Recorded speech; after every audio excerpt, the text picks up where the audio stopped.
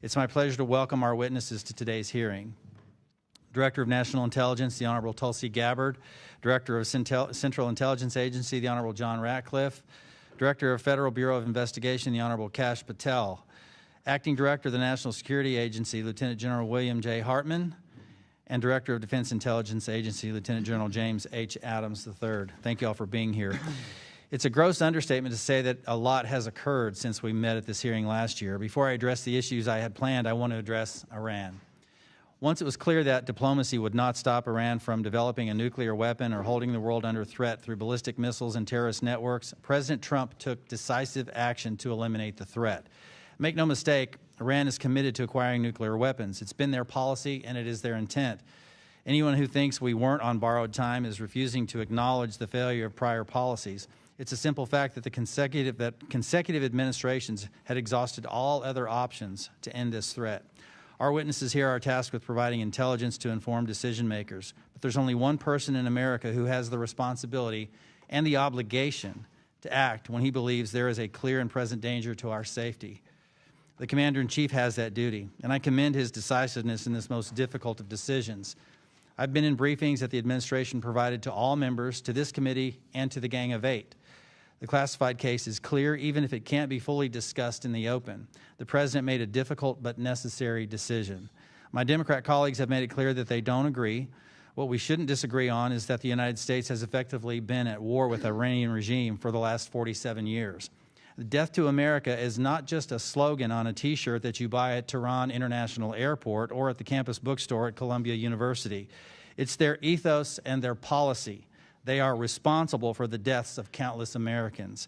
I want to thank the many service members and intelligence officers involved in Operation Epic Fury for their selfless service. For those who have lost loved ones in this fight, please know that you are in our prayers, most sincerely. Your loved ones died in service to the United States of America. We honor them and you for their service. Freedom-loving people everywhere are thankful for their sacrifice. That said, there are a few other topics it's important for me to address. First, after 4 years of Biden's wide-open borders and anemic foreign policy, in just one short year, the Trump administration has secured our borders and reasserted America as a decisive leader that commands respect on the world stage.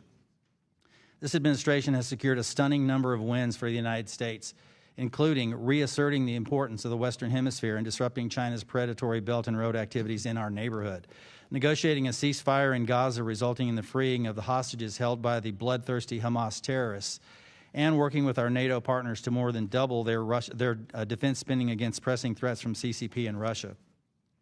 I thank each of the witnesses here today for their parts in the reassertion of American leadership. Second, our role here is to both authorize your authorities and resources and oversee their implementation.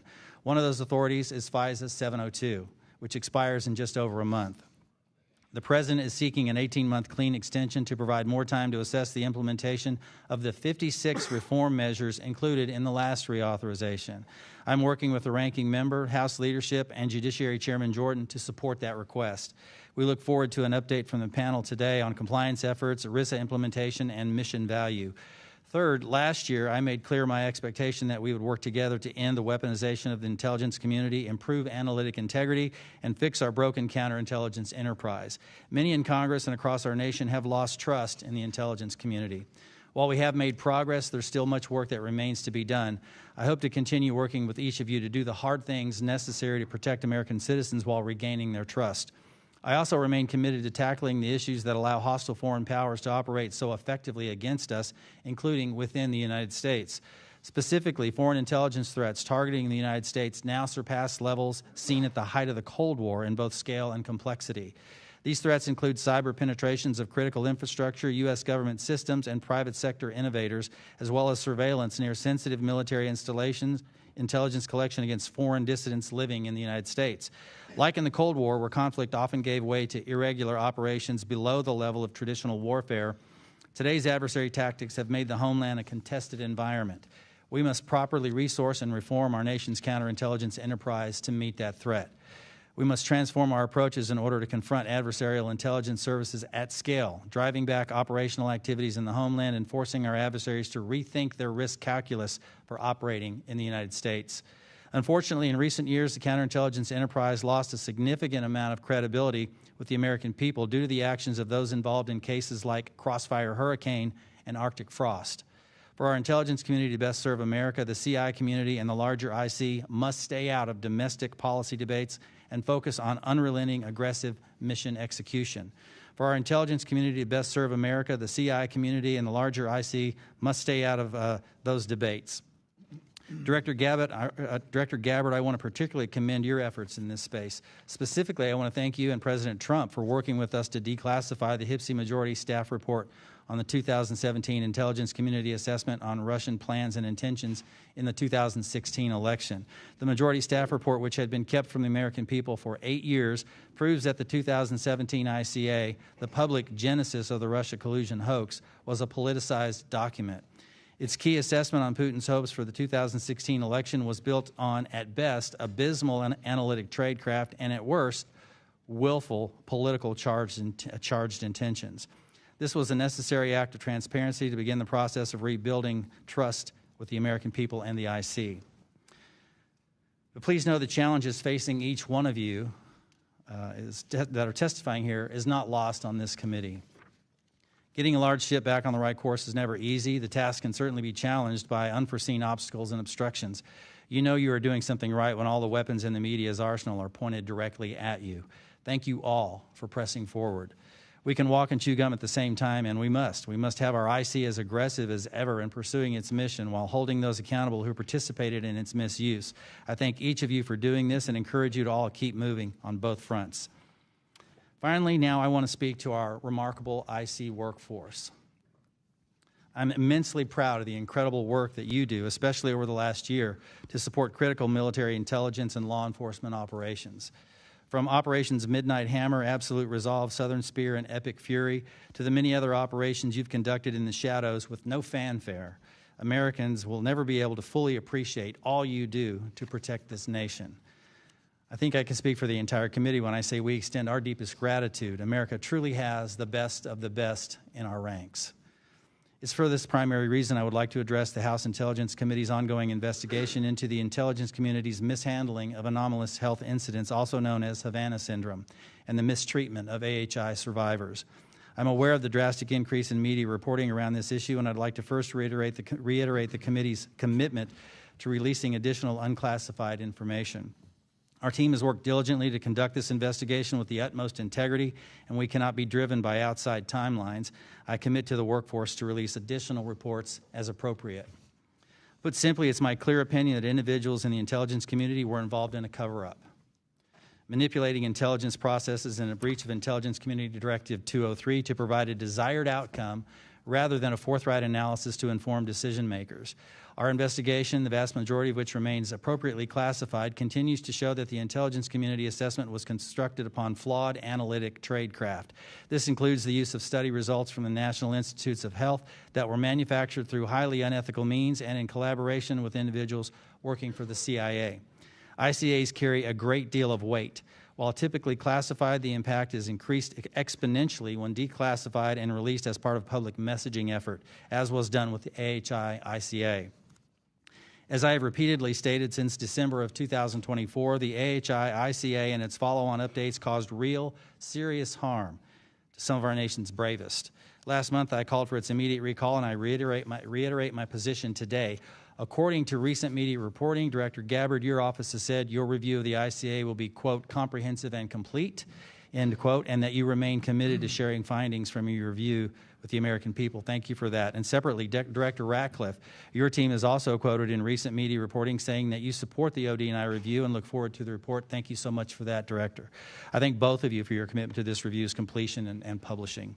This issue is complex, and the underlying facts are not as simple as often portrayed in the public. No fully informed analysis will make everyone happy. That said, today I call for this review to be provided to the committee and strongly urge you to release the public whatever portion of this review can be made unclassified. This is vital to rebuilding trust moving forward. I want to thank our witnesses again for being here today, and with that I want to recognize the distinguished ranking member, Mr. Himes, for his opening statement. Thank you, Mr. Chairman, and a big welcome to all of our witnesses.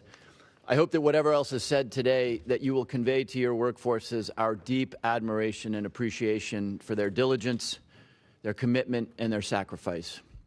Sometimes this moment feels a little bit like that old Billy Joel song, "We Didn't Start the Fire." North Korea, Red China, war in Ukraine, Greenland, Cuba, terrorism, burning drug boats, and of course, the massive fire that we did start, our latest Middle Eastern war. Where to begin? Our national elections are about 7 months away, and plenty of Americans are worried that President Trump may indeed, as he said, take control. Meanwhile, we are not receiving the traditional indications or warnings of foreign intelligence efforts to interfere in those elections.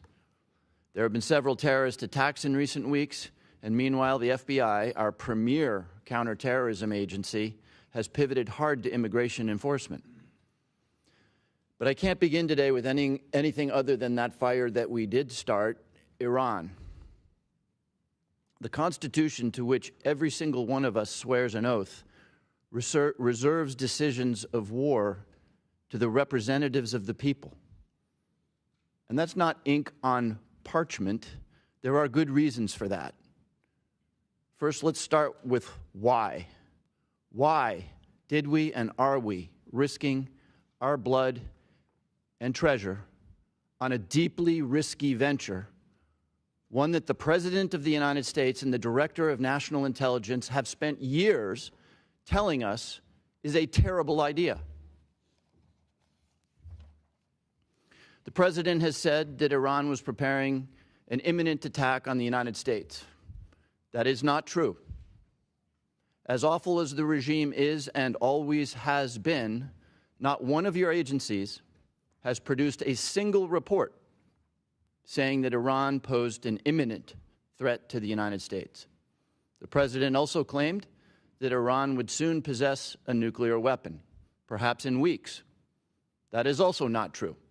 It is not supported by a single report from your agencies, and it is certainly belied by the repeated claim that Iran's nuclear capability was obliterated mere months ago. Second, let's consider the consequences, as the Congress should have done. The Congress, not one man, should consider whether our constituents in uniform will live or die. The Congress, not one man, should decide if Americans will spend an additional $30 a week to fill their gas tanks. The Congress, not one man, should consider if it is wise to allow the Russians to sell their oil to India so that they have millions of dollars with which to kill the Ukrainians that we are now begging for help to defend ourselves against Iranian drones. Finally, had the administration chosen to abide by the Constitution, Congress might have considered the answer to General Petraeus's all-important question. Tell me how this ends. When the Iranian Navy is sunk and the missile launchers are destroyed and we have re-obliterated the nuclear infrastructure, do we declare victory and sail away? How do we feel about a new supreme leader who is more extreme and vicious and dedicated to the development of a nuclear weapon than the last one? Do we do a deal with him?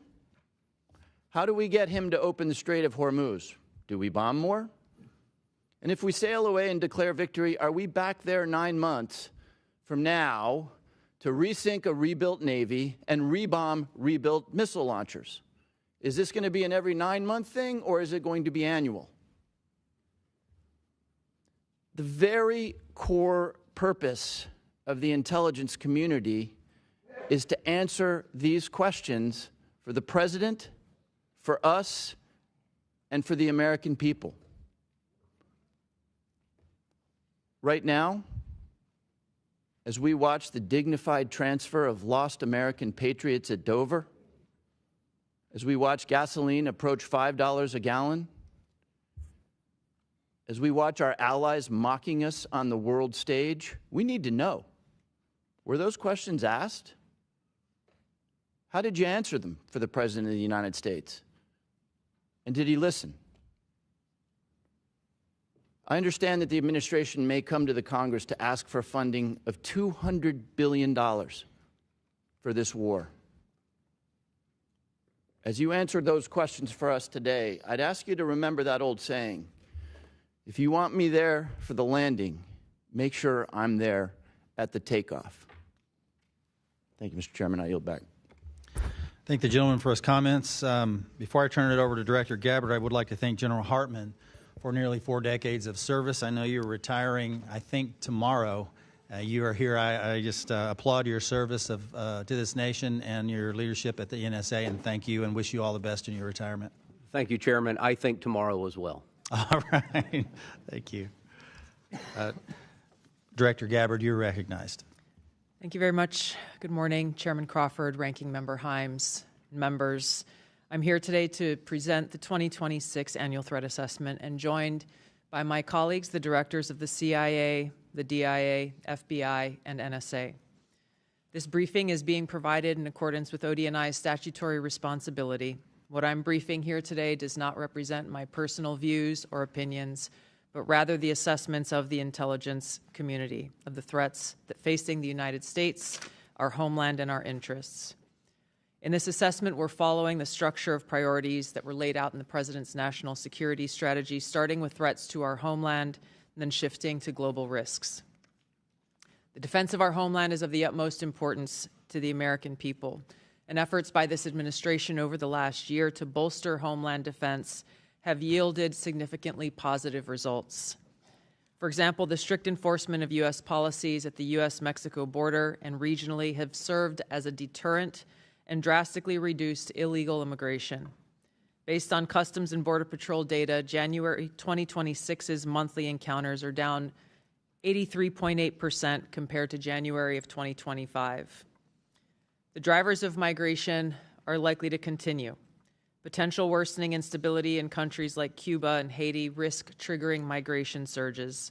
Smugglers who often operate as transnational criminal organizations view chaos as an opportunity for profit and will likely continue to profit from these illegal immigration flows.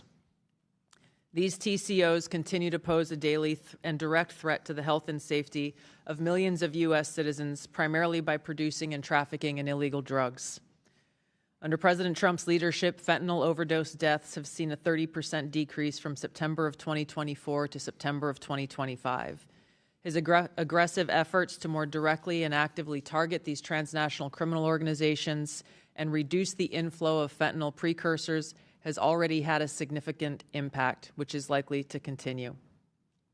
Mexico-based transnational criminal organizations like the Sinaloa Cartel and Jalisco New Generation Cartel dominate the production and smuggling of fentanyl, heroin, methamphetamine, and cocaine into the United States.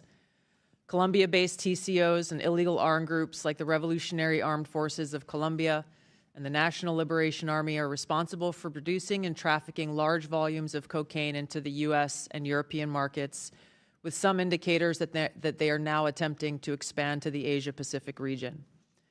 Colombia remains the world's largest producer of cocaine, and Colombian criminal groups have expanded their trafficking relationships with neighboring Ecuadorian and Brazilian gangs.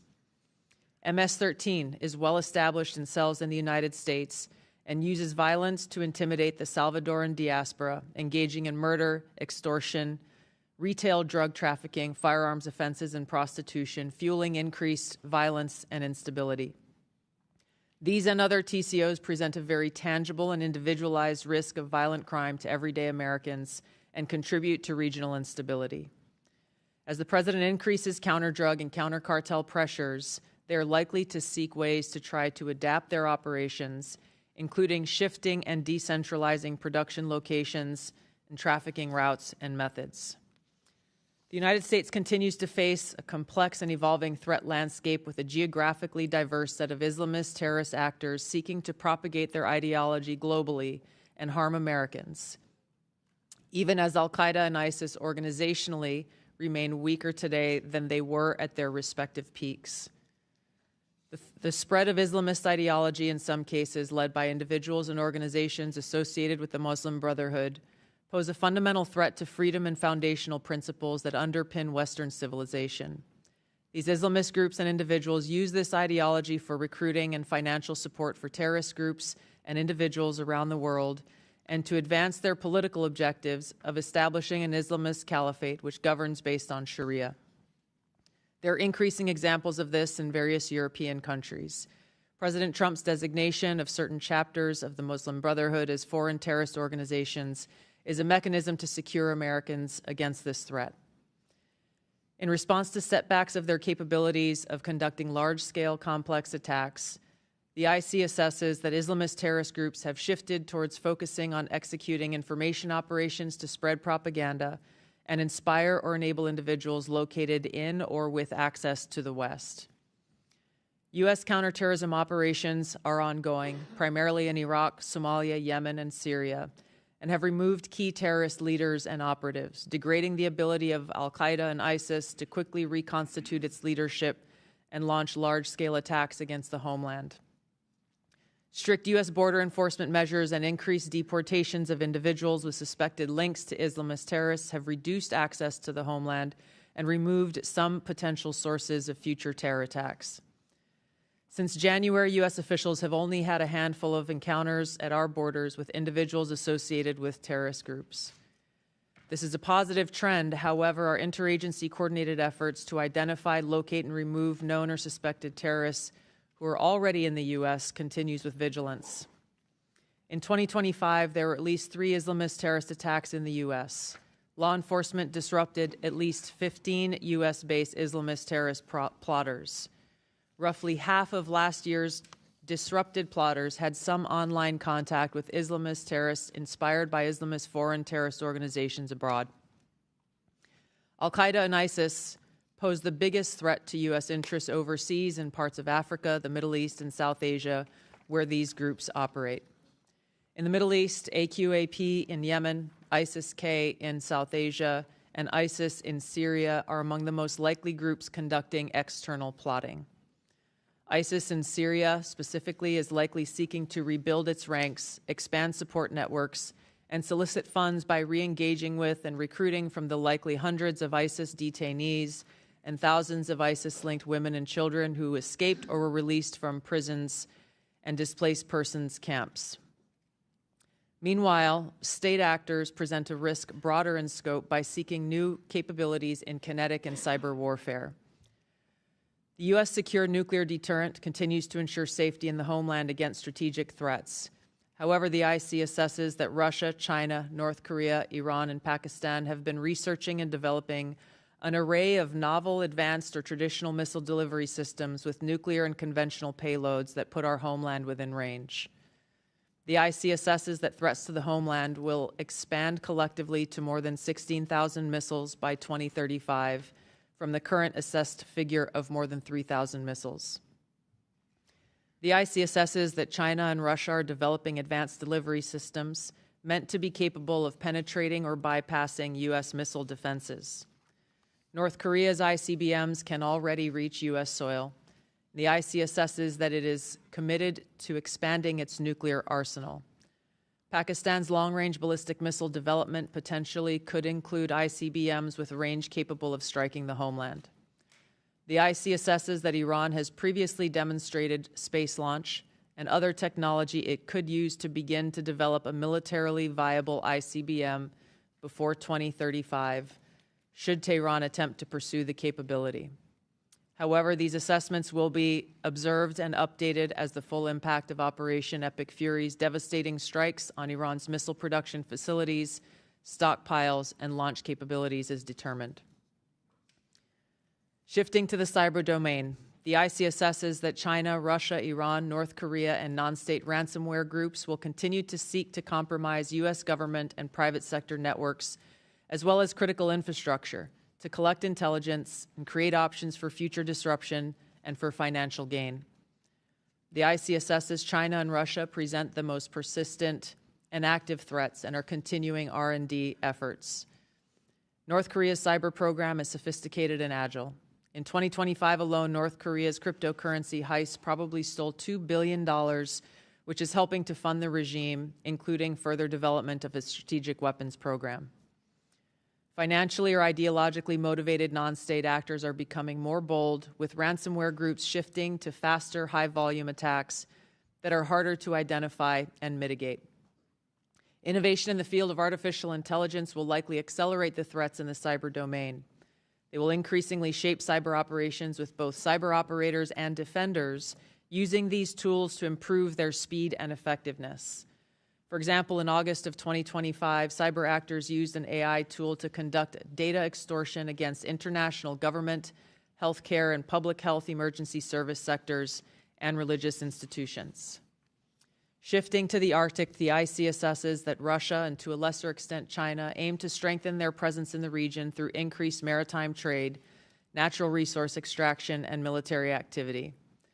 Russia, which has the longest coastline in the Arctic, has long sought recognition of its quote-unquote polar great power status and is deploying more military forces and building new permanent infrastructure. China, though not an Arctic country, is engaged in more limited efforts in the region to advance its strategic and economic interests. On the technology front, artificial intelligence capabilities are rapidly advancing and changing the threat landscape. As this is a defining technology that enables computers and machines to simulate human learning, comprehension, problem-solving, creativity, and autonomy, it'll be critical to ensure that humans remain in control of how AI is used and of the machines that may threaten to autonomously violate the interests of the American people across all domains. The IC assesses that China is the most capable competitor in this field and aims to displace the U.S. as the global AI leader by 2030.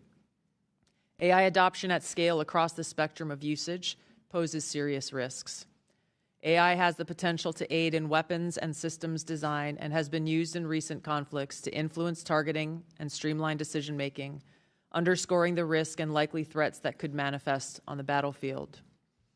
Early developers in quantum computers will give countries an extraordinary technological advantage over others to quickly process national security information and break current encryption methodology used to protect sensitive finance, healthcare, and government information. The global security landscape is volatile and complex, with armed conflict growing more common and posing potential threats against U.S. interests. The space domain is becoming increasingly contested, with China and Russia developing counter-space capabilities to challenge U.S. space efforts. The threat of nuclear proliferation and advancing chemical and biological warfare capabilities continues to grow. Turn now to the Western Hemisphere, where flagging economies, high crime rates, pervasive organized crime, migration flows, corruption, and narcotics trafficking present a broad spectrum of risks to U.S. interests, and where strategic competitors seek to gain greater influence in the region. The IC assesses that Latin America and the Caribbean almost certainly will see hotspots of volatility in the coming year, with the potential to undermine or distract some countries from improving economies and living conditions and tackling illicit drug flows and cartels. The U.S.-Mexico-Canada Agreement review in 2026 will likely increase uncertainty in many Latin American countries, especially those that rely on Mexico as an export destination for intermediate goods for manufacture and onward export to the U.S. China, Russia, and Iran are seeking to sustain economic, political, and military engagement with Latin America. The IC assesses that China's demand for raw materials is likely to drive continued economic outreach, while Russia likely wants to expand its current security and diplomatic ties with Cuba and Nicaragua. The IC assesses that China aims to elevate its own political, economic, military, and technological power to increase its own regional positioning, global influence, and to fend off threats to their interests. While there are challenging areas where interests diverge, President Trump's diplomatic engagements with President Xi have enabled progress on areas where mutual interests align. The IC assesses that China continues to rapidly modernize its military forces across all domains in pursuit of its goal to achieve world-class status by mid-century. This includes building a force with the aim of being capable of deterring U.S. and allied forces in the region, and to achieve their stated objective of having the capability to seize Taiwan by force if necessary. However, the IC assesses that China likely prefers to set the conditions for an eventual peaceful reunification with Taiwan short of conflict. An increasingly confident North Korean regime remains a source of concern regionally and globally. Its weapons of mass destruction, conventional military capabilities, illicit cyber activities, and demonstrated willingness to use asymmetric capabilities poses a threat to the U.S. and its allies, particularly South Korea and Japan. North Korea's partnership with Russia is growing, and in 2025, Kim took steps to improve ties with China, still North Korea's most important trading partner and economic benefactor. The IC assesses that North Korea's support for Russia in the war against Ukraine has increased North Korean capabilities as their forces have gained combat experience in 21st century warfare, along with equipment. Pyongyang continues to develop and expand its strategic weapons programs, including missiles that can evade U.S. and regional missile defenses. Russia retains the capability to selectively challenge U.S. interests globally by military and non-military means. The IC assesses that the most dangerous threat posed by Russia to the U.S. is an escalatory spiral in an ongoing conflict such as Ukraine, or a new conflict that led to direct hostilities, including the deployment of nuclear weapons. The IC assesses that Putin continues to invest in Russia's defense industrial base, as well as novel capabilities that may pose a greater threat to the U.S. homeland and forces abroad than conventional weapons. The IC assesses Russia has advanced systems, hypersonic missiles, and undersea capabilities designed to negate U.S. military advantage. Russia is also building extensive counterspace capabilities to contest U.S. space dominance. Its development of a nuclear counterspace weapon poses the greatest single threat to the world's space architecture. During the past year, the IC assesses that Russia has maintained the upper hand in its war against Ukraine. Ongoing U.S.-led negotiations between Moscow and Kyiv continue. Until such an agreement is met, if an agreement is found, Moscow is likely to continue fighting a slow war of attrition until they view their objectives have been achieved. In the Middle East, conflict and instability will shape security, political, and economic dynamics in a variety of ways. The IC assesses that Operation Epic Fury is advancing fundamental change in the region that began with Hamas's attack on Israel on October 7, 2023, continued with the 12-day war last year, resulting in weakening Iran and its proxies. The IC assesses that the regime in Iran appears to be intact, but largely degraded due to attacks by Israel and the U.S. on its leadership and military capabilities.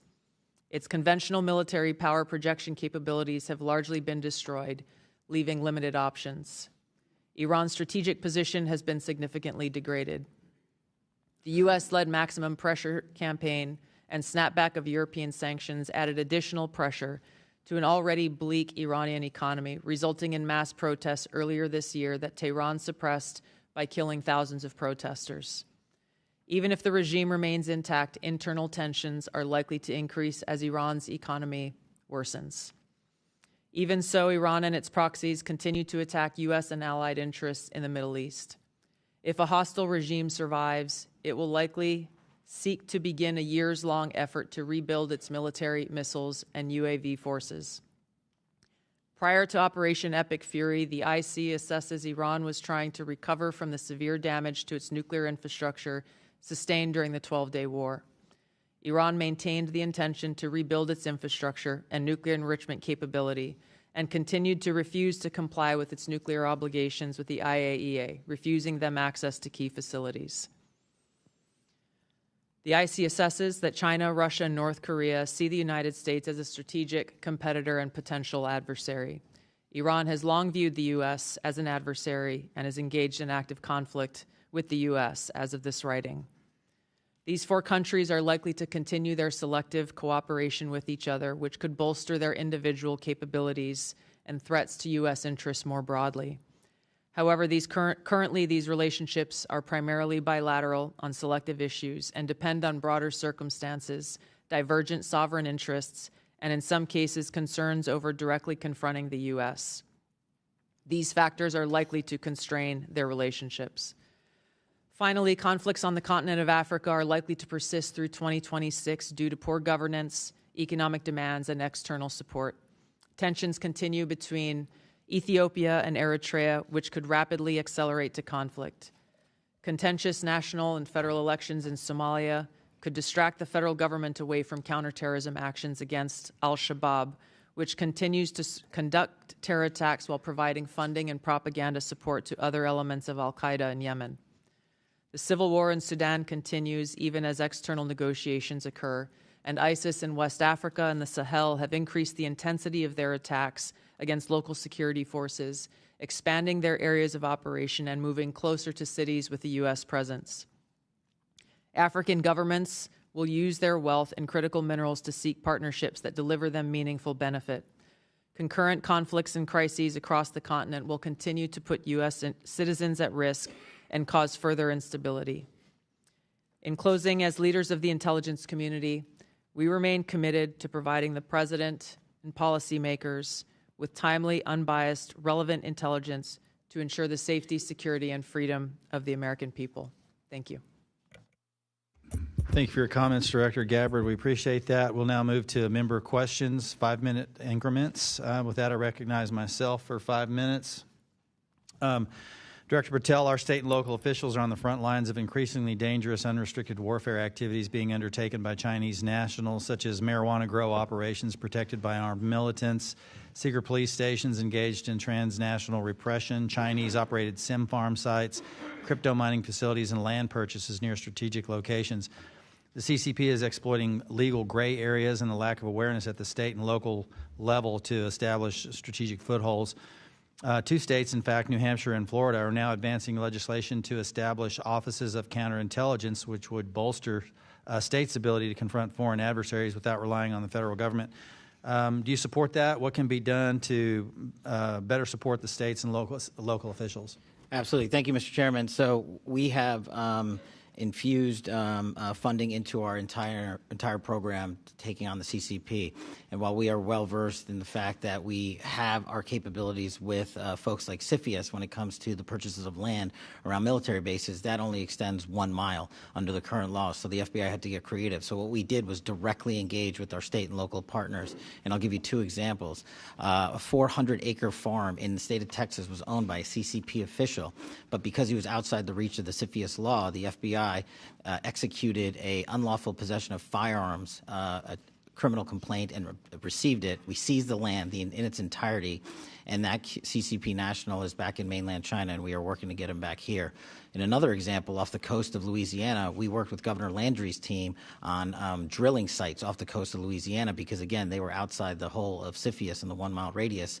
And with the intelligence we were able to provide our state and local authorities, they shut down that CCP drilling center, which we believed was actually used to provide and steal data and intelligence from American lives. So that's just a little bit of an example. On the marijuana grow houses, we have 6 active ongoing investigations in 6 multiple jurisdictions for specifically taking down CCP-affiliated grow houses from Maine to Georgia and across the country. So it sounds like, from your characterization of CFIUS, it's inadequate at this point. Maybe we could do something legislatively here in this body to provide some broader authority to address that challenge. I would love that. Okay, great, excellent, thank you. Director Ratcliffe, in January 2021, in your role at DNI as the director, you sent this committee a letter outlining your concerns about an intelligence community assessment in which, among other things, analysts tailored their analysis towards a preferred policy outcome. CIA management pressured analysts to withdraw their support from an alternative viewpoint, and the full body of intelligence reporting wasn't considered. Now, in your role as CIA director, you have retracted several reports for political bias and not meeting IC analytic standards, which that's good progress. Retracting faulty reporting is a critical step, but I remain concerned about that it maybe doesn't get to the root of the problem. How many analysts were involved in the products you recently retracted? I don't know the specific number, Chairman. What remediation actions have taken place as a result?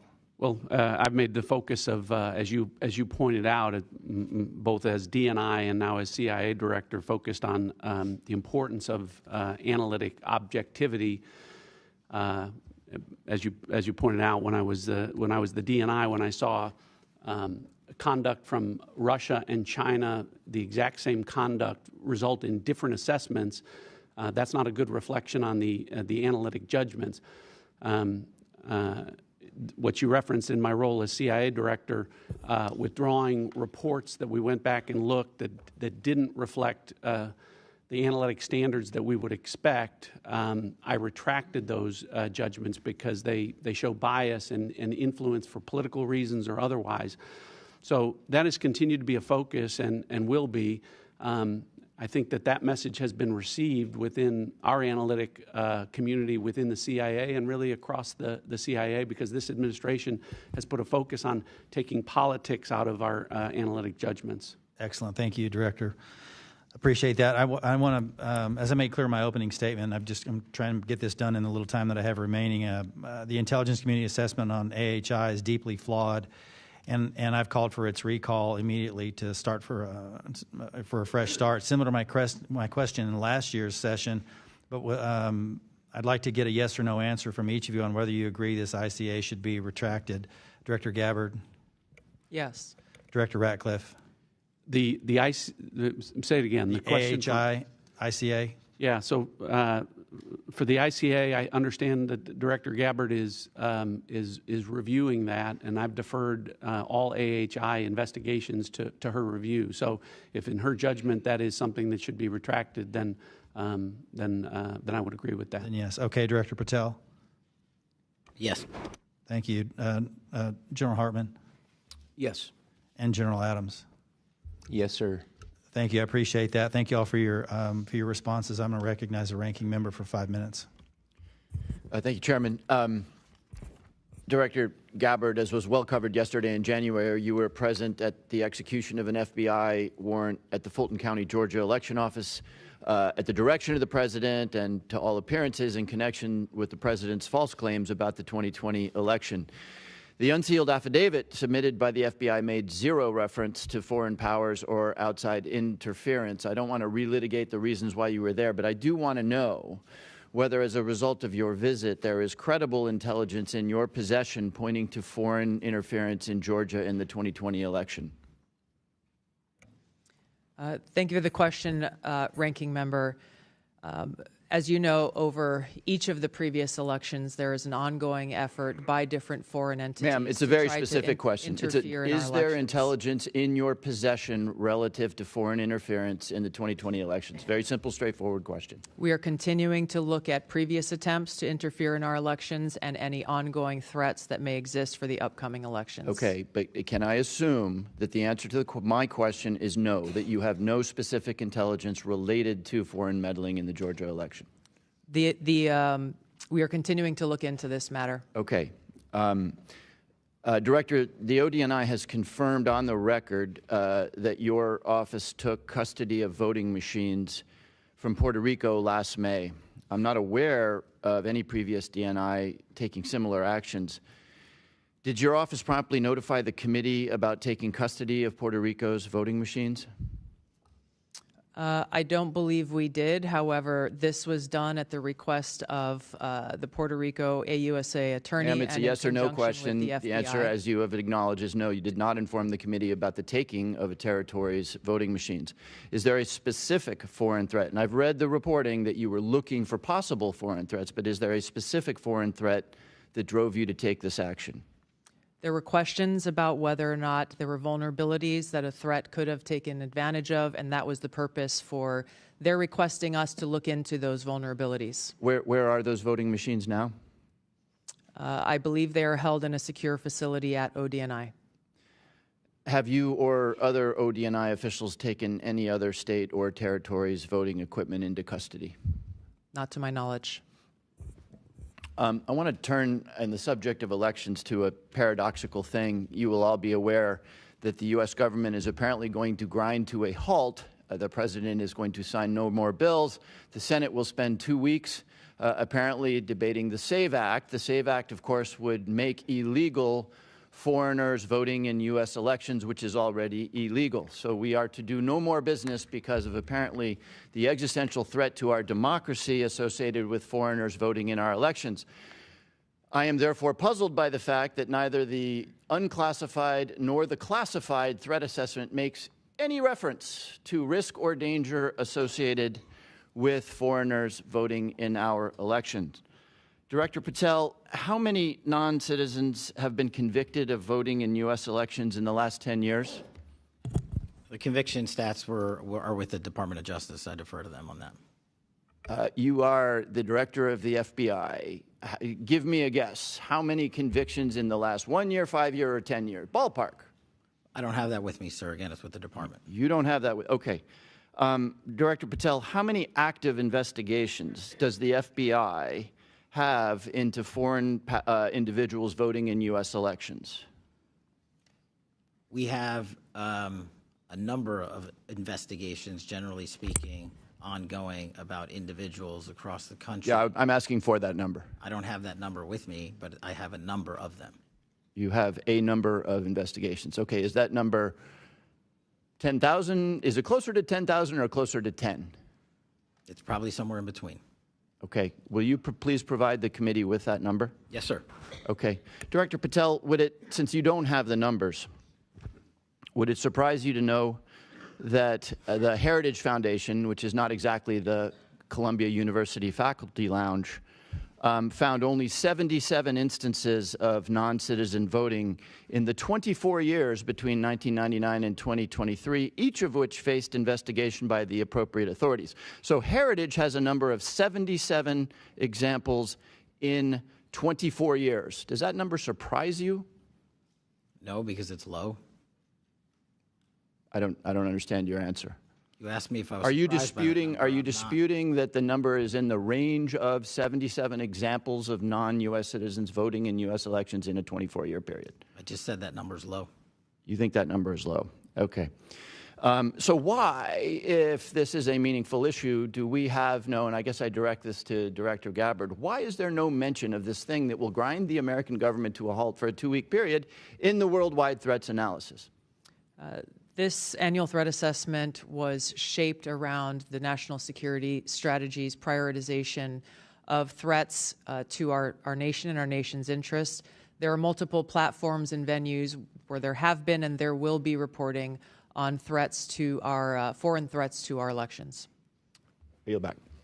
Gentleman yields. Vice Chairman Kelly. I'd first just like to say, Director Gabbard, you being in Georgia was a part of your duties as DNI to make sure that our elections remain safe, secure, and free from every type of influence. That was why you were there. Is that correct? Yes. Okay. I would argue, I want to talk about some of the points about the strikes on Iran, the current attacks, Epic Fury. And I would state that not only are there imminent threats from Iran, but there are actual threats. And I've been on the receiving end of those threats. I was in Iraq in 2005, where Iranian-based and manned and equipped units attacked American soldiers, including me, multiple times. I will also tell you I went back in 9 and 10, where EFPs developed by the Iranians struck my soldiers and our equipment. I would tell you the Houthis have continued to strike Saudi Arabia. I will tell you Hamas and Hezbollah has continued to strike throughout the Middle East. And although we're not in an armed services hearing, we had that yesterday. But I will tell you, because we took out their ballistic missiles and their ability to defend from the air, that Europe is no longer under threat from Iran, who showed they will strike everyone that they can by striking all of their Arab neighbors in Azerbaijan and Turkey and everywhere else. With that being said, Director Ratcliffe, I think the CIA has had a great year in providing intelligence, whether that's in Venezuela, the initial Midnight Hammer strikes, or also the current strikes in Iran. Can you tell us kind of some of the things the CIA has done over the past year that you're proud of? Congressman, good to see you again. Thank you for the question. Good to see all of you and be back in the House. I guess I'll start by saying I think you all know there was bipartisan concern when I took over the CIA that our human collection was in a downward spiral and had been for some period of time. And you all wanted a more aggressive CIA, one that was focused on core mission, one that was collecting the kind of intelligence and stealing secrets that would provide a decisive strategic advantage that can contribute to national security and foreign policy successes. I do think that the CIA, I agree with you, has had a great year, and that's a credit to our workforce. So you talked about some of the very public successes like Operation Midnight Hammer and Operation Absolute Resolve, where our agency contributed to a, frankly, flawless intelligence picture that allowed for flawless military operations. And I want to credit everyone here. There's been bipartisan praise from this committee, even from those of you who may disagree with the underlying policies.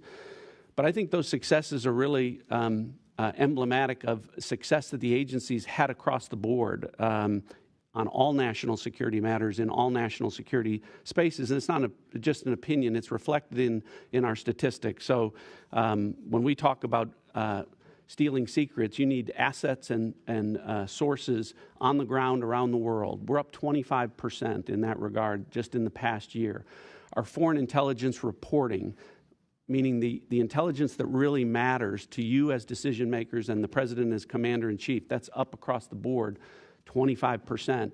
Other categories, specific targets and adversaries like China, it's up 100%. Areas like technology, it's up 100%. Issues like counter-narcotics, our operations are up by 70%. With regard to counterterrorism, those are classified numbers that we'll get into in the classified portion, but those are triple digits. We've accomplished more on the counterterrorism front in the past year than in the prior 4 years combined. Again, really a credit to the CIA workforce. Morale at the agency is high because people are doing the work that they signed up to do, and this administration is calling on them to do more. I would say they are If I can steal back the final 45 seconds, I have one question for Director Patel. Director Patel, the current shutdown that is caused by us not funding TSA, Border Control, DHS, and all those things, how hard has that made the job of counterintelligence, FBI, to protect us here in the homeland from threats that came through our borders or internally and already existing in the United States, Director Patel?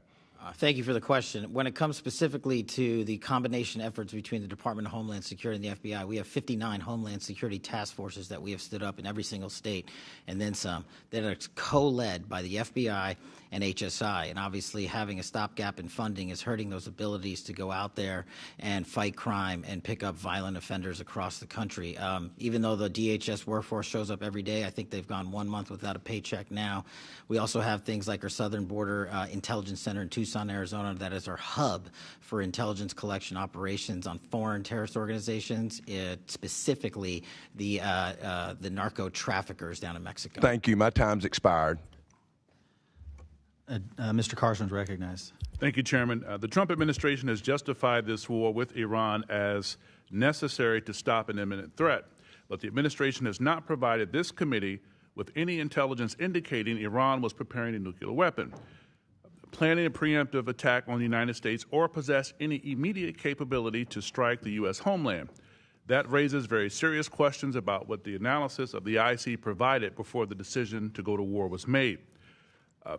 Directors Gabbard and Ratcliffe, is there any evidence that Iran intended to conduct a preemptive attack on the United States? And I ask this because 13 service members have been killed in Trump's war, including Captain Seth Koval, a husband and a dad from my state of Indiana, and my constituents want answers. So is there any evidence that Iran intended to conduct a preemptive attack on the U.S. prior to beginning this war, yes or no?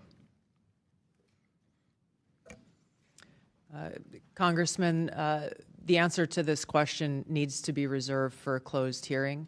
I will say, however, the intelligence community does provide the assessments of the threats that exist to the president so that he can make that determination within the body of information and intelligence and activities within the region that ultimately he is responsible for. What is an imminent threat, and if there is an imminent threat, what actions need to be taken?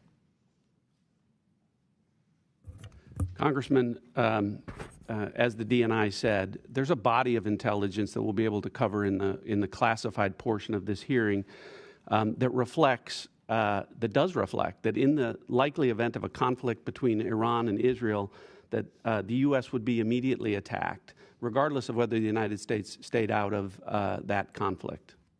Shifting gears to Ranking Member Himes' point, let me read to you from the 2025 Annual Threat Assessment under your watch last year. Quote, Moscow's malign influence activities will continue for the foreseeable future and will almost certainly increase in sophistication and volume. Moscow probably believes information operations efforts to influence U.S. elections are advantageous, regardless of whether they affect election outcomes. By contrast, this year's threat assessment makes no mention of foreign threats to elections. Meanwhile, the IC has been publicly warning about foreign powers interfering in our elections for nearly a decade. So the omission is very striking. And to that point, sitting here today, I'm not aware of any intelligence products in the past year dedicated to foreign plans and intentions toward current and future U.S. elections. Director Gabbard, yes or no, ma'am, have you directed or been directed to stop or limit dissemination of intelligence reports or finish intelligence reporting concerning foreign plans and intentions about upcoming U.S. elections or foreign threats to the midterms? No. Director Patel, same question for the FBI, sir. Yes or no, sir? No, sir. Director Ratcliffe, same question for the CIA, sir. Yes or no? No. General Hartman, same question for NSA. Yes or no, sir? No, sir. General Adams, same question for the DIA. Yes or no, sir? No, sir. I yield back, Chairman. Gentleman yields. Ms. Stefanik. Thank you, Mr. Chairman. Director Gabbard, when you began your testimony, you stated that your remarks do not represent your personal beliefs. That's the first time I've heard that at a committee hearing. Why did you say that? Or is there anything in the threat assessment that you personally disagree with? Thank you for the question, Congresswoman. The reason I've said that is twofold. Number one is when I assumed this role as Director of National Intelligence through the confirmation process and beyond, many members of Congress rightly said your personal views and your politics in this role get checked at the door. And as Director of National Intelligence, my responsibility is to report the intelligence community's assessments objectively and to make sure that they are not politicized in any way, shape, or form. Unfortunately, there are those who, for one reason or another, have tried to mischaracterize the intelligence community's assessments and saying, well, this is just a political view, or trying to misdirect from what the intelligence community is reporting. So I took the opportunity to state that from the outset, that this is the intelligence community's assessments.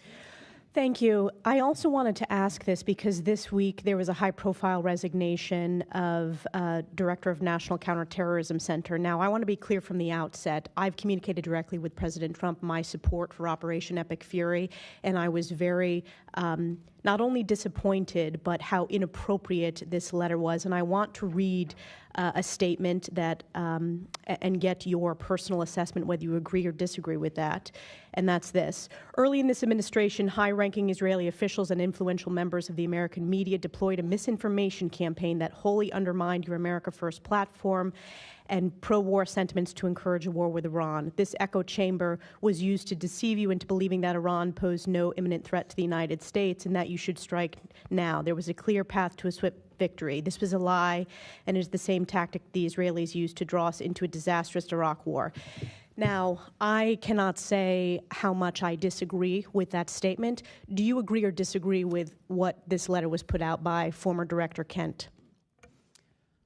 He said a lot of things in that letter. Ultimately, we have provided the president with the intelligence assessments, and the president is elected by the American people and makes his own decisions based on the information that's available to him. But do you agree with, does that statement he made, blaming Israel, concern you?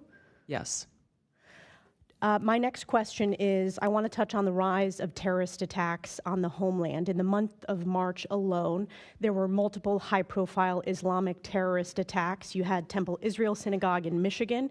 You had in Texas, you had an ISIS-inspired attack where they threw an IED in New York City.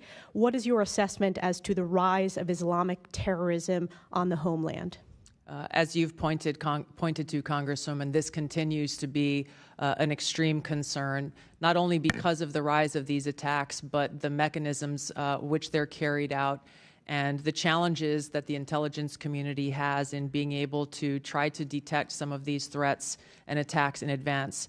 I'd like to defer to the FBI director on some of this because they have been very successful in many cases over the last year in detecting them and preventing these attacks. But due to the nature of the challenge in many of these attackers not having contact with known foreign terrorist entities or individuals makes this a much more challenging threat to deal with. And I want to turn to Director Patel. I think that's a good, important segue to get your assessment. And I also want to add another aspect of the question. We're working on a 9/11 Commission review, 25-year review. What other tools do you need to make sure that we are able to have the most robust, effective CT efforts? Yeah, thank you, Congresswoman. Just real quick, so last year we had 2,300 arrests related to foreign terrorist organizations. We had 700 counterterrorism arrests, and the FBI had 640 counterterrorism disruptions where we stopped attacks on the homeland. Specifically in December, we stopped 4 in an 18-day span. What I need is specifically highlighted in the Norfolk attack. In Norfolk, an individual who was convicted of terrorism and sentenced based upon that conviction should have still been in prison. The Department of Justice in the first Trump administration sought a sentence of 240 months. The judge in that case downward departed and gave a variance to nearly half that sentence. If that had not occurred, that individual would still be in prison and a member of our uniformed military service would still be alive. I want to work with the legislature to figure out how to increase the sentencing for convicted terrorists and also work on the denaturalization process for someone who should not be in this country who wants to attack and kill American citizens and American service members. Thank you. Yield back. Gentlewoman yields. Mr. Castro. Thank you. Thank you, Chairman, and thank you all for your testimony today. I want to start with a question about Iran and discuss first how the war began. Secretary Rubio told us that Israel was going to strike Iran regardless, and that doing so would have triggered Iranian retaliation against U.S. forces already in the region. And Director Ratcliffe, you seem to affirm that in comments just a few moments ago. So rather than tell Israel to stand down, the president joined the war. The Congress and the American people still don't know what the president's actual goals are. And yet, we have lost 13 U.S. service members. But here's what we do know. The president has said that he wants a deal. He said Iran wants to make a deal and that he's not ready because, quote, the terms aren't good enough yet. Yet, they just killed Ali Larijani, the de facto leader of Iran, who, while not a friend of the United States, would have been the person to negotiate any agreement with. The president explicitly said that the United States did not strike Iran's energy infrastructure because, in his words, having to rebuild it, quote, would take years. Yet this morning, Israel struck the South Pars gas field, the world's largest natural gas reserve, triggering Iranian attacks on Qatari gas facilities. Oil prices are up 15% in the last 24 hours. In San Antonio, my hometown, where I represent, the cost of gas has gone up nearly 40% in 3 weeks. Last night, the president said that the United States knew nothing about the attack and called on Israel to stop similar attacks on energy. Israel denies this and says that the attack was cleared by the United States. So my question is, what does the intelligence community assess Israel's goals in this war to be? And are those goals aligned with the goals of the United States?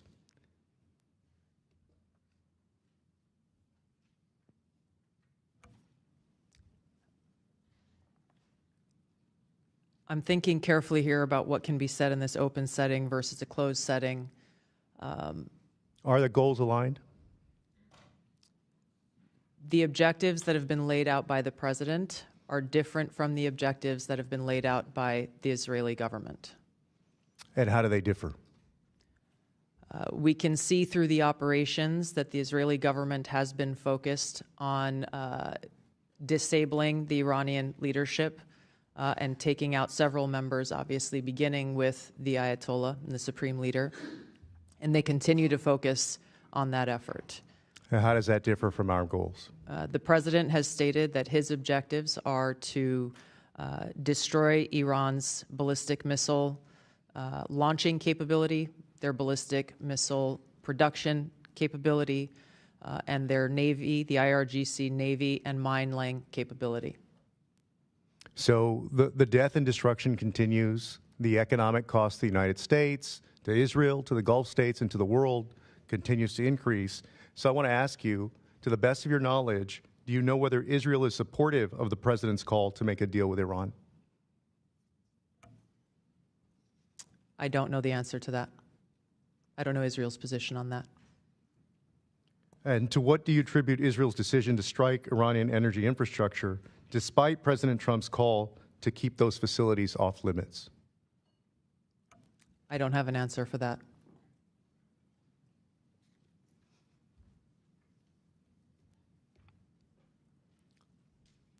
So they ignored the president. Do you agree with that?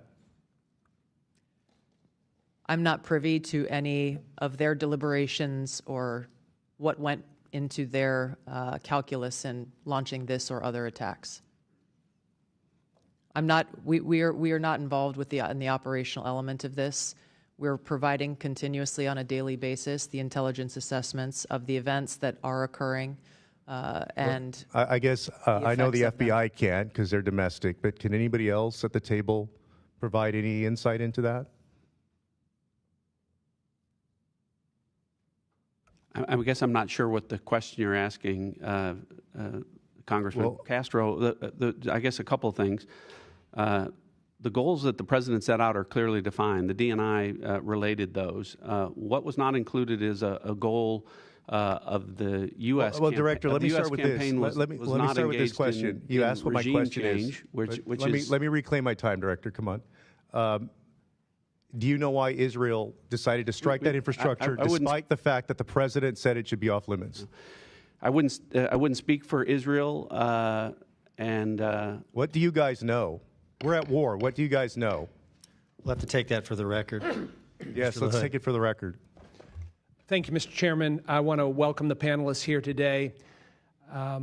Today is March 19th. On April 19th, FISA goes dark. 702 goes dark. And it's been talked about many times, but up to 60% of the president's daily briefing is derived from FISA 702. And we look at the successes that we've had in protecting the homeland and also the conflicts the U.S. has been involved with, the flawless operation in Venezuela, Operation Fury in Iran, troop protection, the successes we've had on the battlefield in Ukraine, the recovery and release of the Hamas hostages in the tunnels in Israel, all derived from FISA 702. There is not a military operation that we've been involved with where FISA 702 was not, as Director Ratcliffe has said, been indispensable to the United States in the protection of our country. Director Patel has also said FISA 702 is indispensable. We're 30 days away from it going dark. Director Ratcliffe, can you clarify the president's position on an 18-month clean reauthorization and how that's going to proceed moving forward? Congressman, thank you, and thank you for highlighting this issue. So the president is in favor of an 18-month clean reauthorization of FISA 702, and I would add to that, I'm heartened by the fact to hear that the chairman of this committee and the ranking member are in agreement with that. And I know there's bipartisan support for that, and there should be. And I know this is an important vote for you to take, but I would ask that you all consider when you do that, when you look at the fact that former DNIs and former CIA directors and former FBI directors and DIA directors and NSA directors across Republican and Democrat administrations are in support of FISA 702 in its current form. These are the people that are making the decisions to keep Americans safe. And so I wish the reauthorization was longer than 18 months, Congressman. I think that this is something that I wish you all would consider for longer than that, so that regardless of who the president is in the future, he or she would have the benefit of, as you said, a tool that's indispensable across administrations, provides more than half of the important actionable intelligence that the president and the commander-in-chief relies upon. Thank you for that. Director Gabbard, you're supportive of the 18-month extension the president's seeking without a warrant requirement? That is the president's position, and that is the position of the intelligence community. And you will be supporting that, correct? I will support the president's decision to execute this. Correct. Thank you. Director Gabbard, we implemented 2 years ago a number of reforms, actually 56 of them, that were part of the Reforming Intelligence and Securing America Act, RISA. And that was done in a bipartisan way. That was a reflection of what we thought were problems with FISA 702, going back during the first Trump administration and even before that. These reforms that have been put in place and that you have helped implement, I was wondering if you could talk specifically about those reforms on the cutting down of FBI agents having access to querying of FISA information, the fact that there are criminal penalties now for FBI agents that are engaged in inappropriate activity as it relates to FISA. Please tell us some of those reforms and how those have been implemented. Director Patel. Sorry, I thought you were asking DNI. Absolutely. So we've gone above and beyond what RISA requires since I became director 13 months ago. We not only require supervisory special agents to approve the query request of U.S. persons, we also require the General Counsel's Office and lawyers to come in and agree with that request before we can proceed. Also, we have we used to, before this, had a default which allowed queries when we were utilizing our system to say it automatically searches 702. You now have to actually opt in and select that box to make sure that you are intentionally doing so. On top of that, we've reduced the number of personnel at the FBI from 6,600 before I got there to 3,500 that have access to it, not that use it, but that have access to it. And we've also gone above and beyond what RISA requires in terms of if you misuse it unintentionally or recklessly. If you use it misuse it unintentionally, like you typed a name wrong in terms of spelling or whatnot, your access is suspended and be retrained. If you recklessly use it, you're immediately terminated your access forever. Thank you. Mr. Crow. Thank you, Chairman. Director Gabbard, it is your job and the job of your agency and department to assess the views of Iranian leadership, their policy beliefs, and policy positions, correct? Yes. That includes now deceased Ali Khamenei of Iran, correct? Yes. And the now leader, his son Mujtaba Khamenei, correct? Yes. The son is considered more of a hardliner than his father. Isn't that correct? Yes. So hardline that even some of Iran's leaders thought he was too aggressive. Isn't that correct? That is the intelligence community assessment, yes. Mujtaba, the son, is particularly close to the brutal Islamic Revolutionary Guard Corps and their most hardline commanders, correct? That is the intelligence community assessment. He was involved in ordering violent crackdowns on Iranian protesters, including their murder, correct? Yes. And we don't know if the son will continue his father's religious ban on developing nuclear weapons. Is that correct? It is unknown at this time. You testified before this committee last year that the elder, now deceased Khamenei, had in 2003 banned the nuclear weapons program, or suspended it, correct? There was a fatwa in place that stated that. And that fatwa remained in place last year when you testified before this committee, correct? Yes. And that fatwa remained in place recently, correct? As far as I know, it has not been lifted. Yeah, you're aware of no information that would lift that fatwa? I'm not aware of any intelligence reporting that states that. To be clear on the Mojtaba, the son who has been named to replace him, it is unclear of his status or his involvement. He was injured very severely through one of the Israeli strikes, and so the decision-making is unclear about what's happening in the Iranian leadership. So it's unclear. So we're less certain of the positions of Iranian leadership and their intentions than we were 60 days ago, correct? That's an accurate assessment. One of your jobs is to create products assessing Iran and the threats it poses to the United States, correct? Yes. And that includes potential outcomes for military action, correct? It includes potential outcomes of a variety of scenarios. In the likelihood of those outcomes? Yes. Generally, when you make assessments about threats facing the United States, you will look at, in Iran, in any instance, the likely scenarios that have come out of military action, correct? The intelligence community takes all of those factors into account when they create these assessments. When you look at the threats posed by foreign countries, you also assess timelines to those threats, correct? What do you mean by timelines? Like a breakout time, for example, for nuclear weapons or the development of ballistic missiles. Yes, based on the information available at any given time. In the timeline also for potential terrorist attacks, correct? Broadly, yes, assesses It is common all matters practice available for the IC to assess the timeline of all threats. Nuclear weapons development, Yes. Ballistic weapons development, Based on the information available, yes. terrorist attacks, Same applies. cyber attacks, timelines for all of those, correct? When there is information available that point to that, yes. In likelihood, as well as the timeline, correct? Based on the information available. Timing is important, is it not? It is an important factor that goes into the assessment.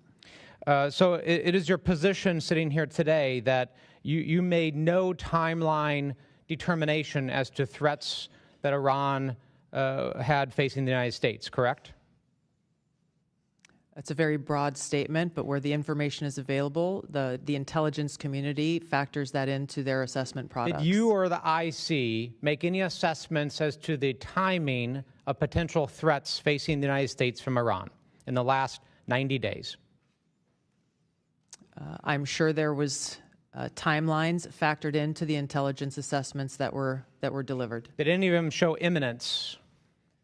The imminent nature of a threat is determined by the president based on a totality of the intelligence and information provided to him. Did any of them show that there were attacks anticipated within the next 90 days from Iran?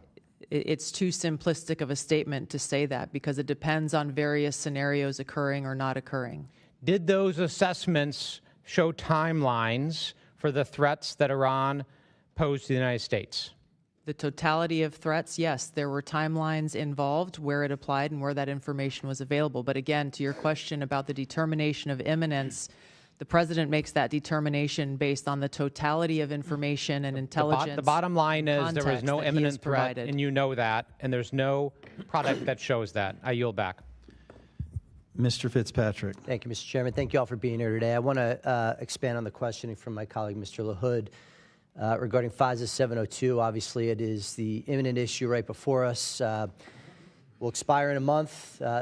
Unequivocally, the most critical national security tool our nation has to keep us safe from fentanyl, from foreign wars, and everything in between. Mainly to Director Ratcliffe, but any of you can answer this. One of the most perplexing debates that I've been subject to in my time here is this debate over what warrants are and when they're needed. In the 250-year history of this country, and going back to the very origins of law enforcement, we have always had a warrant requirement, on the collection of evidence. We have never had a warrant requirement on the querying of already lawfully collected data, which is why we don't require police officers to get warrants when they run license plates, querying off of already lawfully collected DOT data. It's why we don't require police officers to get a warrant to enter the evidence locker in their police precincts, which contains already lawfully collected data. It would literally shut down the system. And that's not a warrant requirement. That's a secondary warrant requirement. That's a warrant requirement on steroids. So, Director Ratcliffe, or any of you, I know you've been subject to these questions as well. Is it just a confusion over the difference between the collection of evidence versus the querying of our already lawfully collected data? Is it a lack of understanding of what incidental collection is, which is a fundamental precept of law enforcement? But if we have a warrant requirement on steroids for now the querying of already lawfully collected data, just by the numbers, that would require an expansion of the federal judiciary by a factor of 100. It would literally shut down our law enforcement apparatus at perhaps the most dangerous time in our nation's history. So, Director Ratcliffe, or any of you, if you could just walk me through your analysis there. Well, I'll start, Congressman. Thanks for the question. Again, thanks for highlighting this important issue. And as has been pointed out, reforms should be implemented where they're necessary. And I think, speaking for myself, and I know Director Patel supported the reforms from 2 years ago to make improvements, and they did. And so some reforms should be considered. A warrant isn't one of them. And with respect to the reforms that have been implemented, we're talking about, when we talk about Fourth Amendment rights and privacy concerns, we're at a 99.9% compliance rate with respect to that. So I would start by saying, why are you trying to fix what's not broken with something that I can tell you from this seat, the fix would not work? And I go back to my comment before. DNIs, CIA directors, FBI directors, the people that have been in all of these chairs before on a bipartisan basis agree that a warrant won't work and don't advocate for it. Congressman, you're correct. This is lawfully collected information, and these things come at you very fast, and you have to make decisions very quickly, and sometimes in a matter of hours.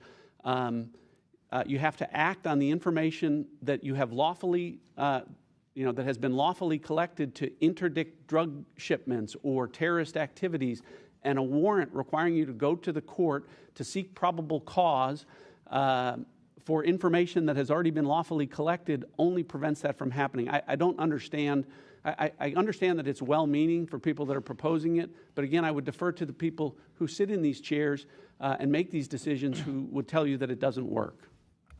Anybody else want to comment on the warrant requirement? So, Congressman, I'd love to comment. Thanks for the question. I do just want to add a couple of points. Agree with everything Director Ratcliffe said. Not only is this already collected data on foreign personnel outside of the United States, but the data that is being queried has also already been analyzed to ensure that it contains foreign intelligence value, which I think is a very important part of this. And then when we query a U.S. person term, we're not querying for U.S. person information. We're querying for foreign intelligence that has already been evaluated at least once to contain foreign intelligence in the database that's being accessed. And then the final piece that I think is important is that both the FISC and the Department of Justice have established robust legal and compliance rules that we adhere to and that is audited by DOJ for every query that we make. Thank you. I yield back. Dr. Barra. Thank you, Mr. Chairman. Director Gabbard, we've known each other for a long time. We were both elected to Congress in 2012 and served together for a while. I may not have always agreed with your positions, but I respected the consistency of some of your positions. Director Gabbard, following the January 3rd, 2020 drone strike that killed Qasem Soleimani, you gave a speech on the House floor 6 days later, on January 9th, 2020. In this speech that is currently in the congressional record and available for anyone to view, you stated, quote, President Trump has committed an illegal and unconstitutional act of war, pushing our nation headlong into a war with Iran without any authorization from Congress. A war that would be so costly and devastating, it would make our wars in Iraq and Afghanistan look like a picnic.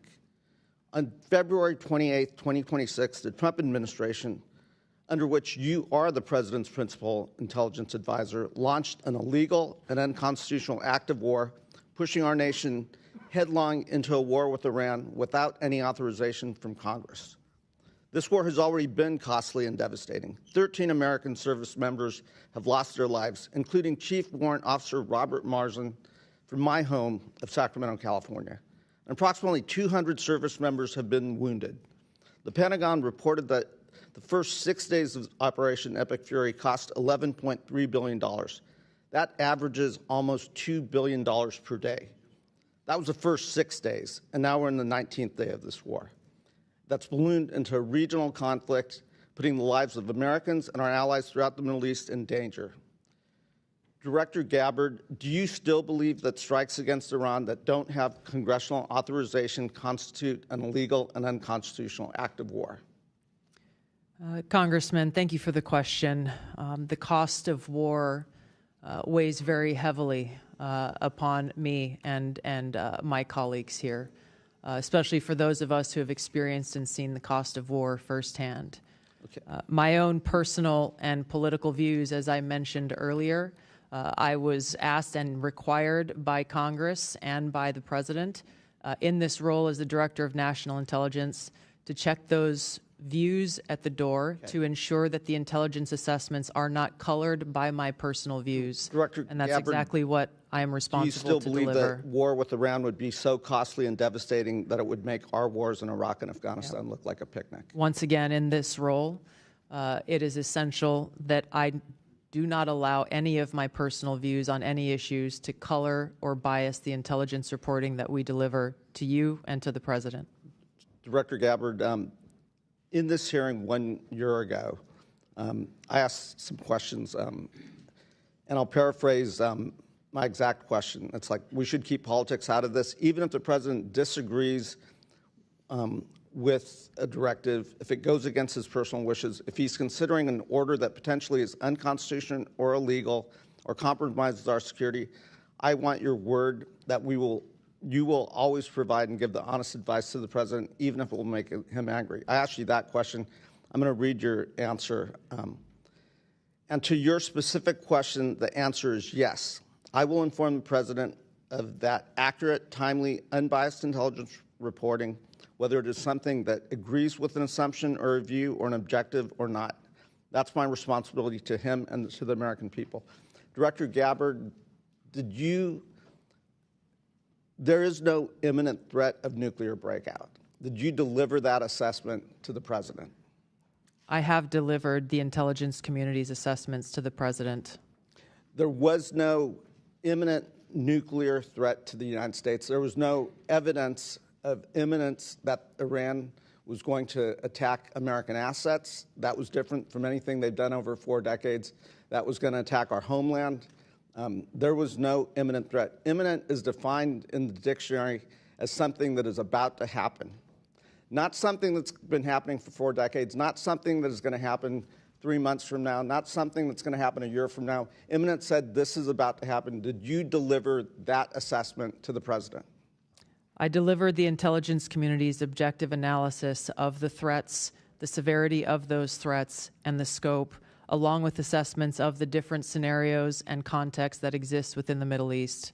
The President owes it to the American people to go on television, to explain to the American people, to the service members who have died in action serving our country, why we are at war with Iran. He needs to go on television and explain that directly to the American people, what the imminent threat was.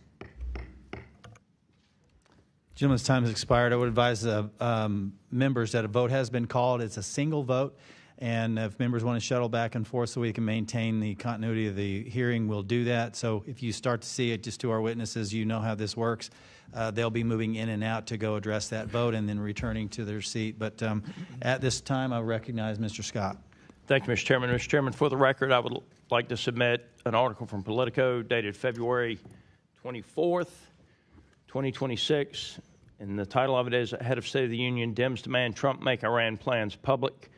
I think most Americans understand that if the President of the United States makes those plans public, then the enemies get to see them as well. Without objection, so ordered. And that was the date of the State of the Union. Director Patel, I'm going to come to you very quickly, and then I'm going to move on. But I listened closely to Senator Langford's testimony yesterday about fraud and the other things that are going on. And I want to bring your attention. This was in March 25th of 2024. An unsuspecting Uber driver named Lalitha Tulanda Hall drove to a house near Columbus, Ohio to pick up a package. She had no idea that the 81-year-old man who lived there had just received a series of phone calls from scammers who had threatened to kill him if he did not give the woman coming to his house $12,000 in cash. He killed the lady, so she's dead. He now has a life sentence. Are you aware of any action or investigation that the Justice Department has taken to pursue justice, to bring the scammers and put them and make them pay for what they did? I think you're referring to, Congressman, scam centers and scam compounds that are wreaking havoc on our citizens. I'm referring to this individual case. This lady was murdered, and a man now has life in prison. I can't speak to that individual case. I can tell you what we're doing generally if you wish, but as you said. No, sir. I want to bring that case to your attention. I think that we need to pursue that. Someone is dead, and someone else has life in prison. And it was the scammers that did it. My heart goes out to both families, but the scammers are the ones that need to pay the price. They're the guilty party here. Director Gabbard, you made a lot of changes at ODNI, changes that I think were necessary, that I want to give you the chance to talk about. So what concrete steps in ODNI 2.0, what are they taking to address politicization, weaponization of intelligence, and unauthorized leaks, and how will these reforms help rebuild public trust in the intelligence community and help the United States of America? Thank you very much for the question, Congressman. I committed to all of you before taking this role that I would execute on that, to bring back ODNI's focus on its core mission, to cut the fat, to cut away any detractions away from that, and to ensure that our intelligence community was providing objective, timely, and relevant intelligence to the President and to policymakers. I conducted a ground-based review of the mission, the capabilities, and measuring effectiveness of ODNI, which resulted in a reduction of force by roughly 40% and a narrowing of focus and reorganization that consolidated and coordinated the experts within the ODNI in order to be able to deliver those effects. Leaking continues to be a prolific problem across the IC.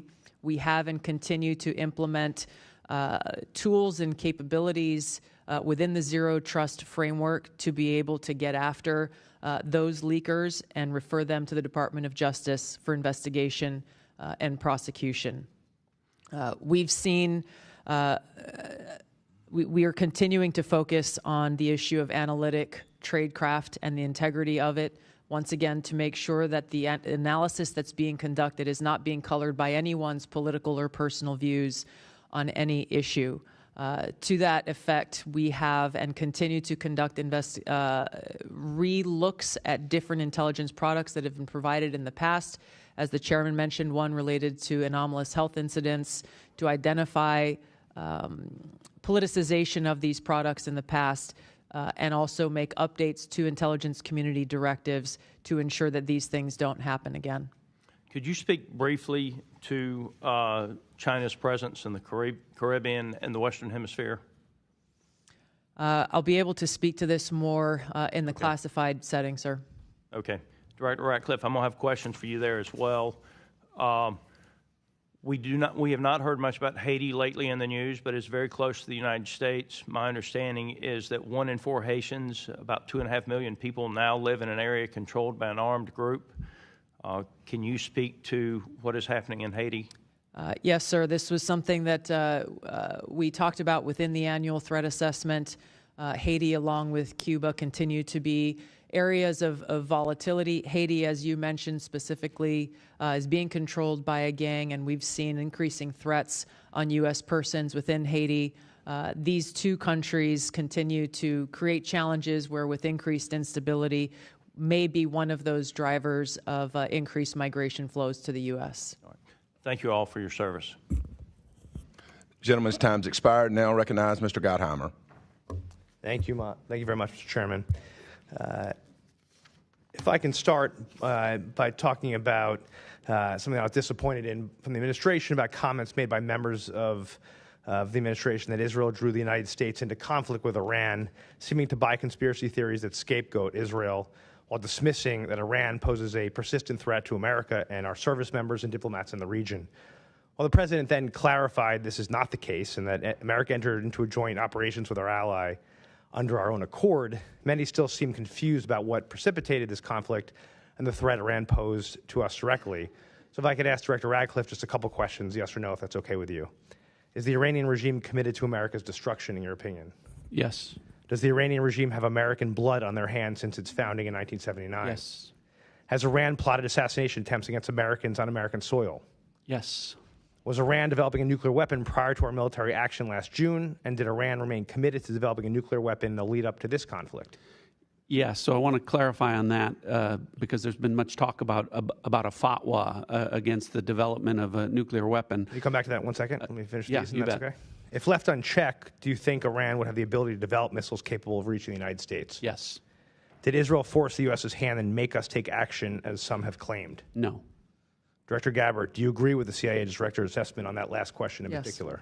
Great. Do you want to go back to that point you want to make? Yeah, much has been made by some about a fatwa against the development of nuclear weapons.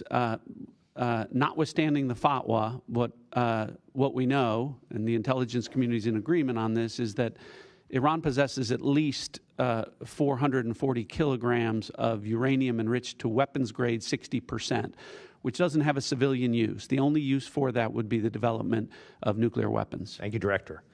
Director Gabbard, I want to raise serious concerns about your recent hiring of Dan Caldwell, a strict critic of U.S. foreign policy in the Middle East, who's argued that U.S. forces in the Middle East are, quote, more of a burden than a benefit, has claimed that Iran's nuclear program does not pose a risk to America, despite the IC's assessment to the contrary. Dan has also said that our relationship with Israel has no benefit to American national security. This follows the resignation of Joe Kent this week, a senior ally of yours who is a conspiracy theorizing white supremacist with a tattoo Panzer referring to Nazi tanks. He has made known his backwards opinions of Israel in his resignation letter, scapegoating them for U.S. intervention in Iran and Iraq. Director, what role do you anticipate Mr. Caldwell playing in shaping intelligence assessments or internal discussions related to Iran and Israel, and can you guarantee to this committee that no individuals in your leadership are undermining the objectivity of intelligence at this critical moment? Sir, my understanding is one of my elements sought to hire Dan Caldwell months ago for a purely administrative role that would not have any position over the intelligence analysis or assessments on any topic. Thank you. Director, as you know, the Iranian regime has been responsible for the deaths that we've talked about of scores of Americans since coming to power in '79. Iran and its terror proxies must be crushed. I've been clear on that point in the last weeks and throughout my time in Congress. I supported the decisive action taken on February 28th to remove key regime leaders and degrade Iran's ballistic missile and naval capabilities. However, I think it's really important the administration make its goals clear to Congress and to the American people. Director, were you in a meeting to discuss a possible strike on Iran? Congressman, there were several meetings that were held in advance. I'm sure I was in at least some of them. Did the intelligence community brief the president on the potential impacts the conflict could have on global supply chains and on oil and gas prices prior to the outbreak of hostilities? Were you in a meeting? Were you in any meetings where that came up? Yes, that is the intelligence community's assessments, and those were provided. Director, did the IC, Director Ratcliffe, if I can ask this to you, did the IC brief the president on who would succeed the supreme leader if he was killed and the likelihood that a replacement would be a hardliner? Was the president, say it again, was the president... Did the IC brief the president on who would succeed the supreme leader if he was killed and the likelihood that a replacement would be a hardliner or could be a hardliner?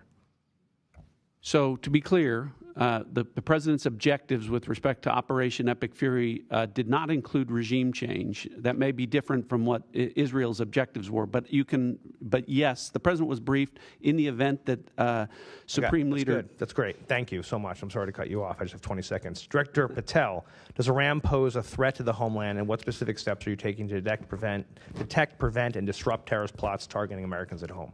Iran, as the world's largest state sponsor of terror, does pose a continuing threat to the homeland. And just last year, our Iran Threat Mission Center housed in the FBI, our fusion cell, saw a 43% increase in Iranian spy actors willing to steal our information and attack our citizens. So that's just one example, sir. Thank you. I yield. Dr. Jackson. Good morning. First off, I want to say thank you all for your time today, and thank you for our service to our country. Much appreciated. I thank the chairman for his opening remarks on anomalous health incidents, AHI. As many of you are aware, one of my primary responsibilities in this particular committee, I am the subcommittee chairman of Oversight and Investigations, where the investigation of AHI is and has been a central oversight effort. And so I am going to ask a quick question about this. Director Ratcliffe, during the Biden administration, the CIA very poorly, in my opinion, handled this issue. Since then, a CIA doctor has provided perjured testimony under oath and obstructed our congressional investigation. A quick question for you. Do you affirm that the CIA personnel are under no direction to make false statements to Congress in order to conceal CIA equities or activities related to the handling of AHI during the Biden administration? Yes. Thank you, sir. I appreciate that. I want to ask Mr. Patel, I got a question for you here. As a member of this committee, I also have a regional responsibility that includes Africa.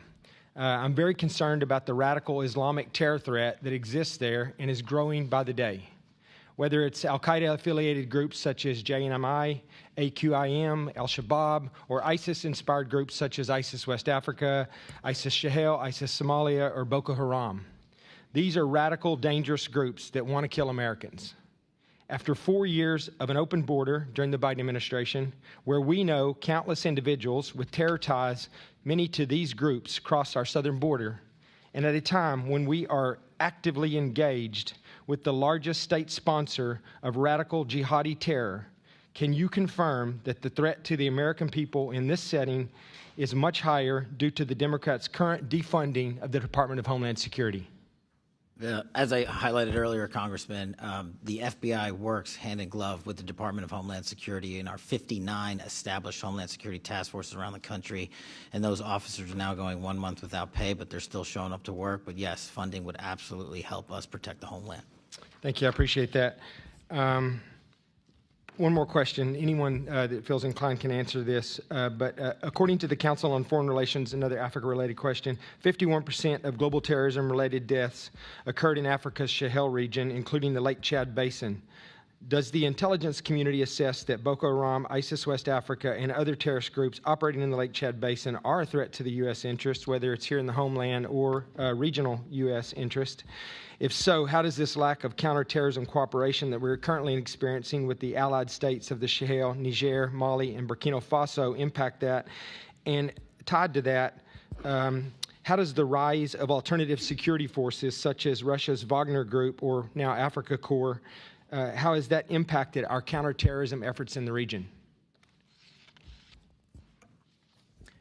Congressman, the continued rise of these Islamist terrorist groups, as you've pointed out, in Africa, West Africa, and around the world continues to be a serious concern and major focus of the intelligence community.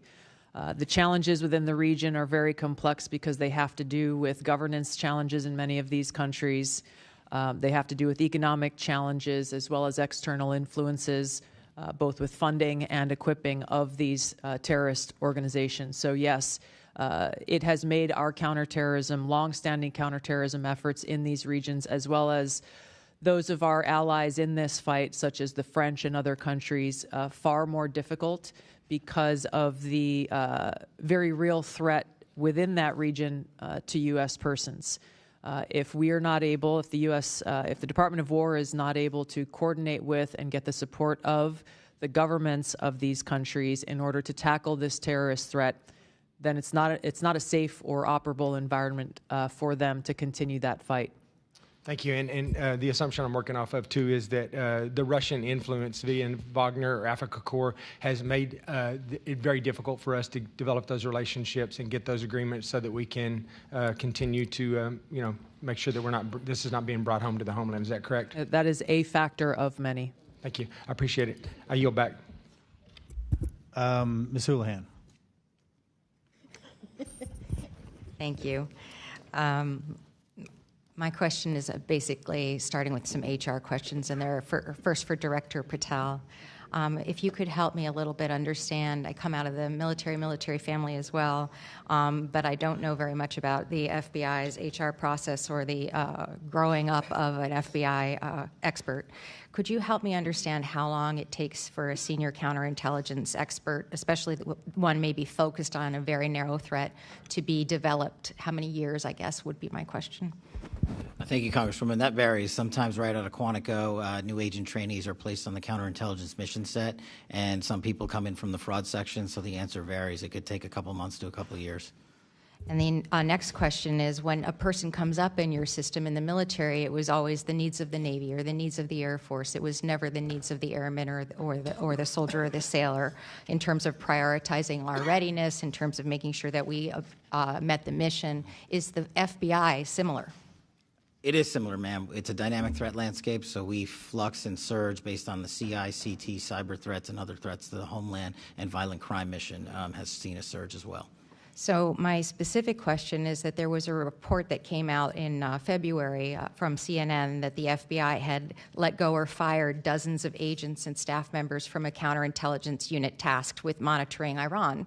And apparently the reason, at least reported in the press, was that these individuals had been involved in the investigation of classified document handling from President Trump at Mar-a-Lago, and that this was the reason why they were summarily let go. First of all, are you aware of those firings, and do you concur with the rationale or reason for those firings? I'm aware of that, and I know there's a pendency of litigation, so I'm not able to comment on them. Did you yourself order those firings?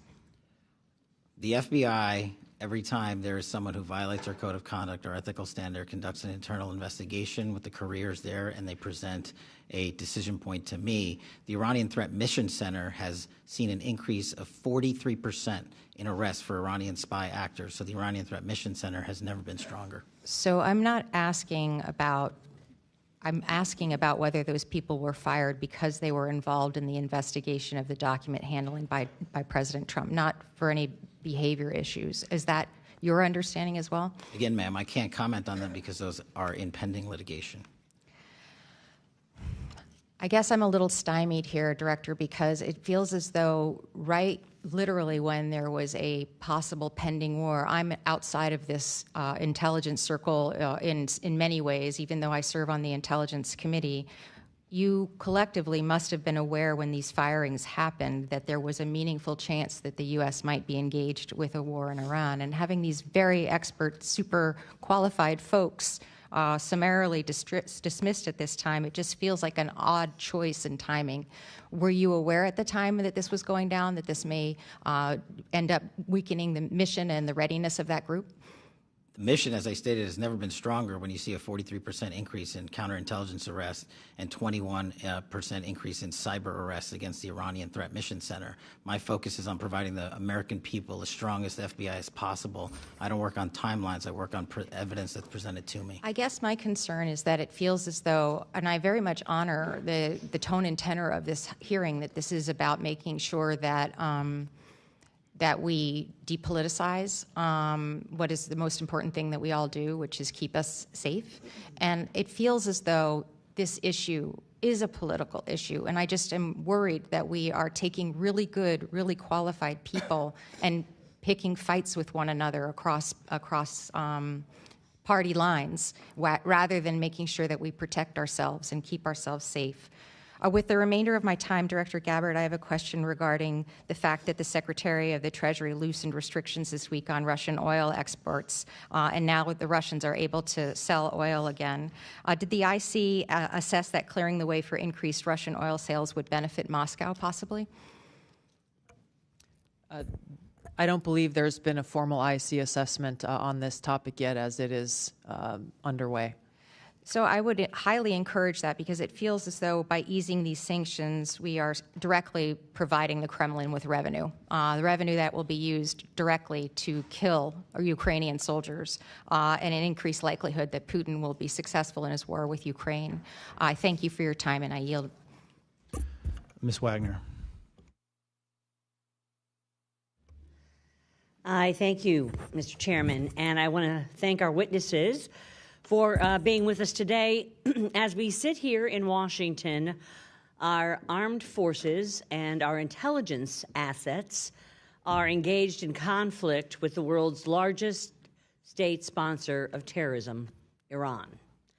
A radical, ruthless, and murderous regime that has killed and maimed thousands of United States troops and citizens over the past 50 years.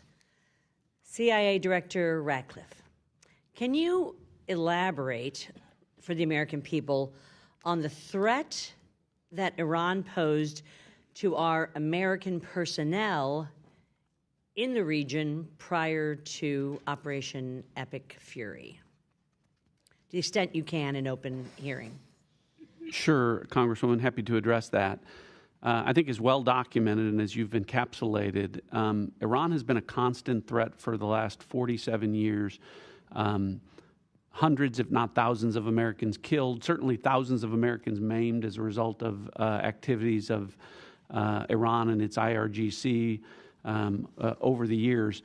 But particularly, no cessation with respect to the threats to U.S. interests and forces in the region, not just from Iran, but from its proxies, from Iraqi militia groups like Kataib Hezbollah, Lebanese Hezbollah, Hamas, the Houthis, all of these proxies, if you will, of the Iranian regime, funded by the Iranian regime, committing assaults and attacks on American interests persistently. So they did pose absolutely an absolute threat. A constant and immediate threat at all times. Thank you. General Adams, as Director of the Defense Intelligence Agency, can you inform the American people about the threat our armed forces have eliminated thus far? Yes, ma'am. Representative Wagner, thanks for the question, and I will like to go in detail. I'm going to cover a little bit here. We will be able to cover more detail in the classified session. But the goals that the President has set out and that have been accomplished and executed by the Central Command were aligned along the DNI's discussion earlier. One, eliminate their ability to power project. And that was inclusive of ballistic missiles, but it also includes their UASs. And so we have been very effective. We can talk about specific numbers in the closed session. Okay. Their ability to reproduce both missiles and UASs we've been very effective. And you can tell from the news, in fact, the chairman talked about it this morning, we have sunk their Navy. And so those specific objectives have been very well accomplished, and we'll go into great detail in the closed. General Hartman, as acting director of the National Security Agency, can you explain how weakening the Iranian regime is impacting the availability of resources to our adversaries like China? Mike, please. Hey, thanks for the question. Obviously not able to go into any classified discussion here, but certainly weakening the regime and weakening the collaboration between Iran, China, Russia, other adversaries has a global effect of making the world safer. Yes, thank you very much. Thank you for all your insights, and thank you for keeping our troops and our American people safe. As you know, I chair the first ever subcommittee on open source intelligence. Over the past year, our subcommittee has been working tirelessly to ensure the intelligence community is leveraging the vast amount of commercially available information to the highest degree of efficiency and cost effectiveness. Director Ratcliffe, as the CIA is the functional manager of open source intelligence. Does the CIA know which data has been acquired across all agencies within the IC? Thanks for the question, Congresswoman. As you know, the CIA's open source enterprise is driving the open source collection across the entire IC in support of the administration's top priorities. Two of those priorities I've already talked about: counter-narcotics and threats from adversaries, use of emerging technologies. Those collections, as a result of our open source, are up 70% and 40 or 45% collectively.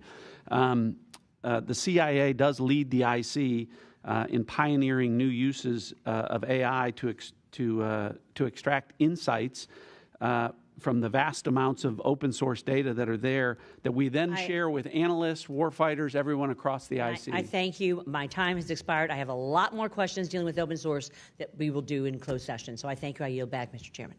Before I recognize Mr. Gomez, I want to make sure that all members have had an opportunity to vote because they are prepared to close that vote on the floor. If you haven't, please go do so at this time. Looks like we're good. All right, Mr. Gomez. Thank you, Mr. Chairman. I just want to get right into it. Director Gabbard, last year you testified that Iran was not building a nuclear weapon. Do you stand by that statement? Yes or no? Context matters with that statement. Yes or no? Iran had all of the materials and I reclaim my time to do so. Mr. Chairman, I reclaim my time.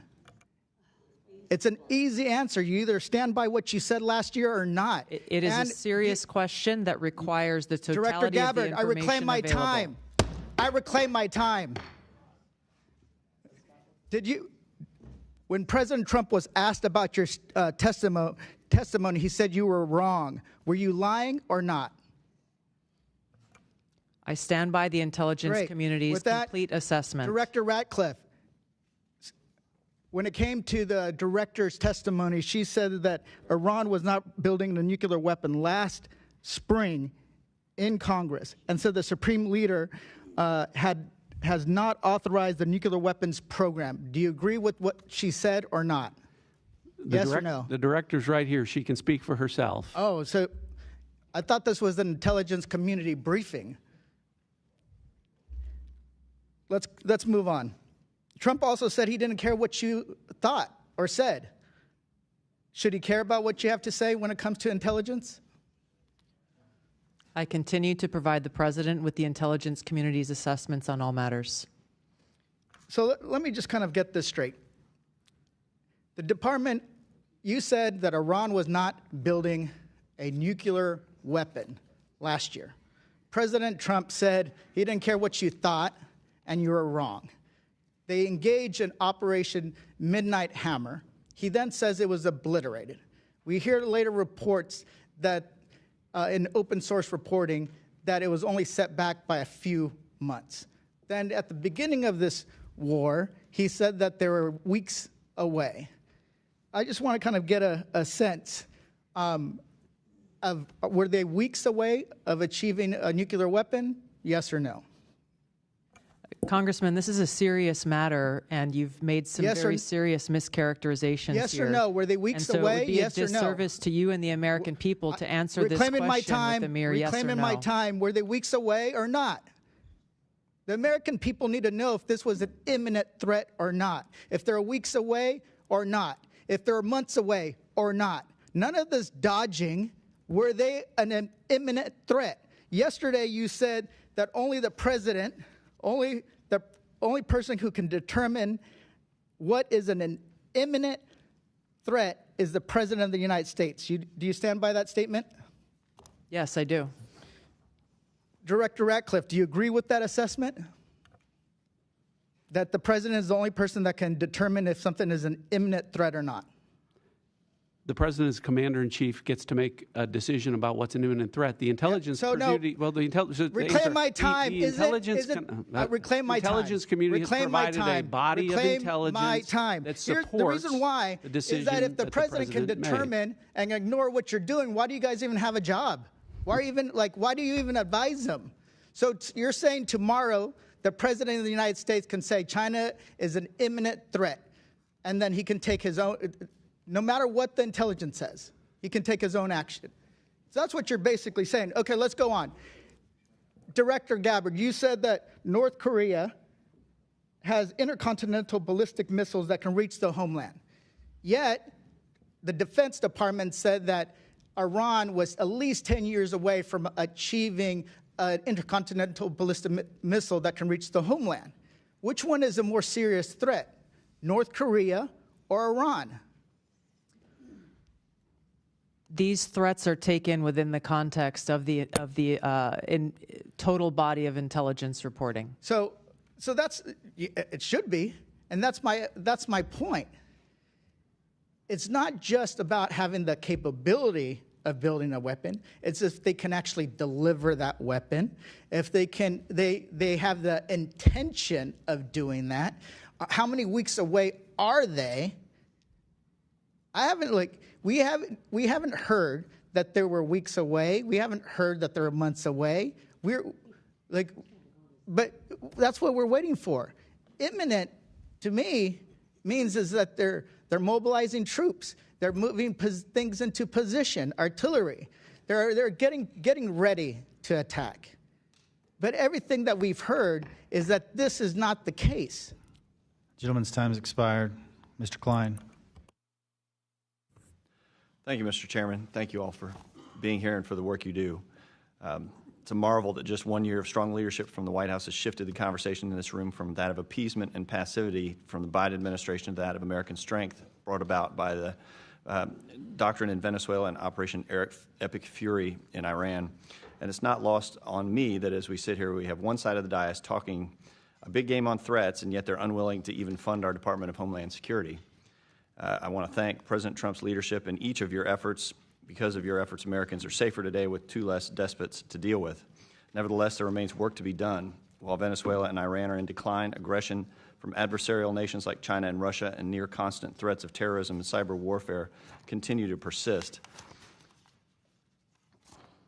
The Chinese Communist Party in particular remains a top adversary that routinely deals in bad faith, and this was highlighted most recently by White House Office Director of National Drug Control Policy Sarah Carter when she delivered recent remarks in Vienna saying, quote, "We know that China's weak export controls and lax enforcement allow its chemical industry to foster friendships with the drug cartels. At the same time, China's overly effective controls over rare earth minerals wreak havoc on legitimate industries," end quote.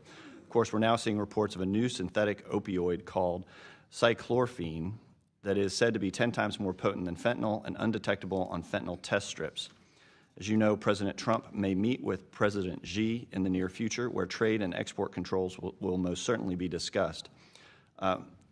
Director Gabbard, what is your assessment of the quality and quantity of AI compute that China can indigenously manufacture?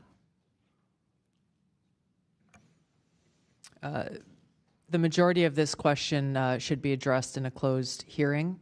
The intelligence community's assessment is that China continues to rapidly advance its AI capability. Do you assess that export controls on semiconductor manufacturing equipment and AI compute have been effective, slowing the development and deployment of Chinese AI? The intelligence community's assessment is that one of the effects of those export controls is China has increased its focus on developing its own organic capability. What do you assess would be the economic and national security impacts if the U.S. decided to loosen export controls and allow the sale of NVIDIA Blackwell GPUs or large numbers of H200s to China? I don't believe there is an intelligence community assessment on that specific scenario. I think that these national security implications should be weighed heavily when conducting these talks, considering that fentanyl overdoses are only down in the U.S. thanks to the President's leadership in securing our borders and taking the fight directly to the cartels in our hemisphere and not the empty words and actions of the Chinese Communist Party. Our adversaries are constantly conducting cyber operations on U.S. government and private sector networks to steal information and money or conduct disruptive cyber attacks. We've just been tracking the Chinese Typhoon actors for several years.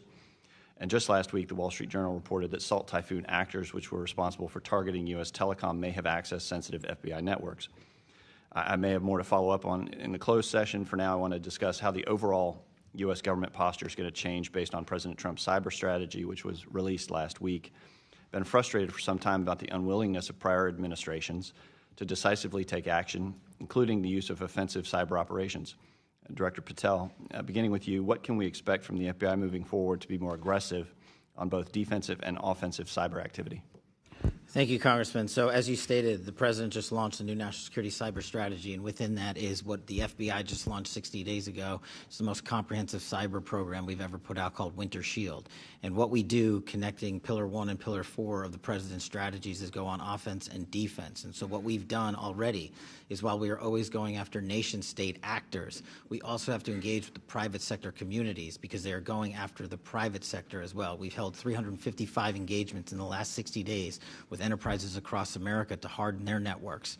And as you recall, just a couple of months ago, our banking infrastructure was hit by a ransomware attack from overseas. In one weekend, the FBI disrupted and kicked off every one of those bad actors from that network, saving the American people their valued billions in those bank vaults. So this is some of the things we're doing, but we need constant engagement with the private sector.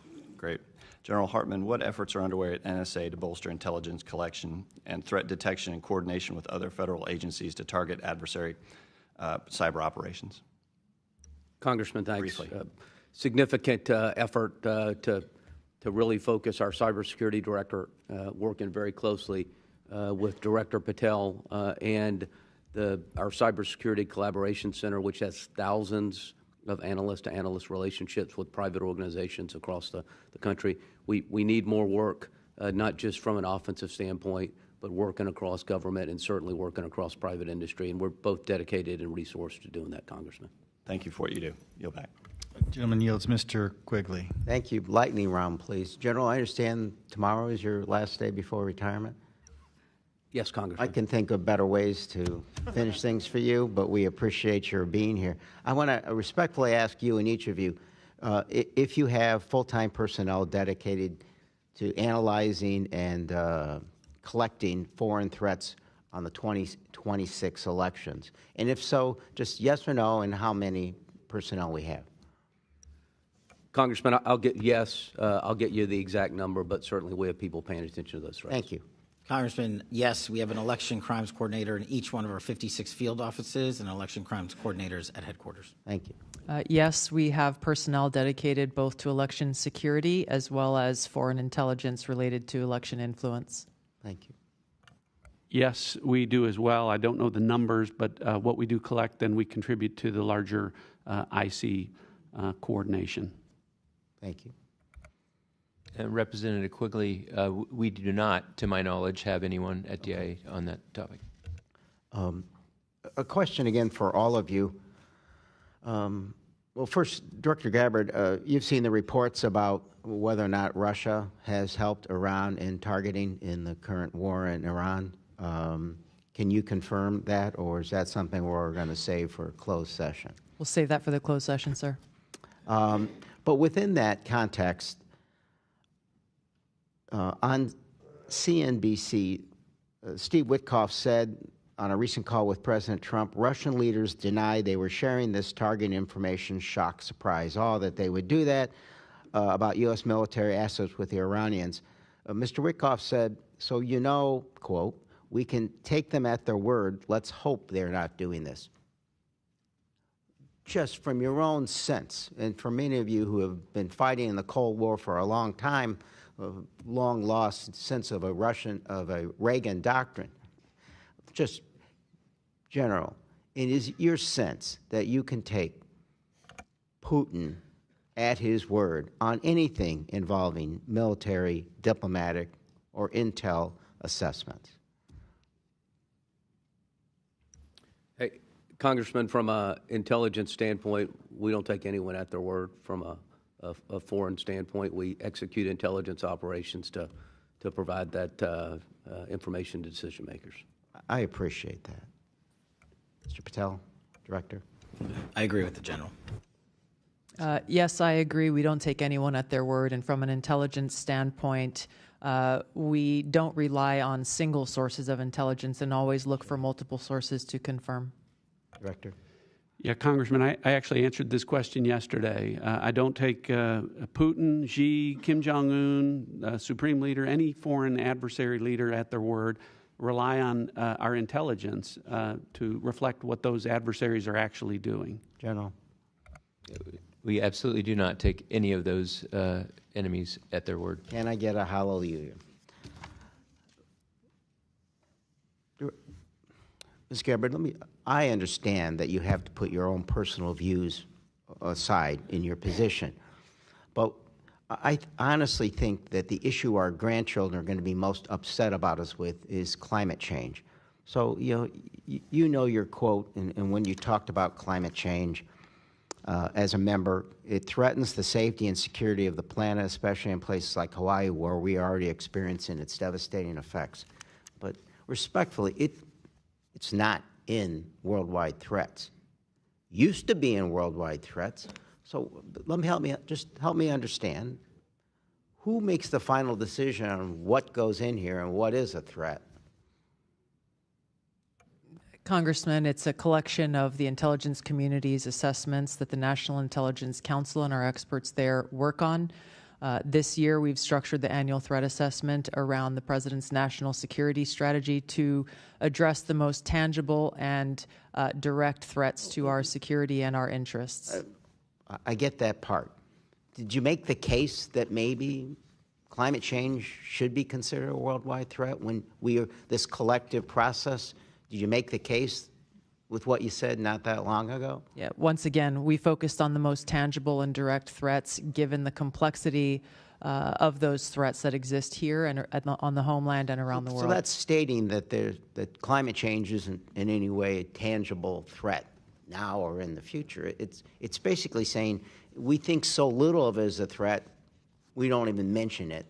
I think the changing of the climate, the weather, the environment is a factor that goes into the different intelligence community assessments on effects. Gentleman's time's expired. Ms. Tinney.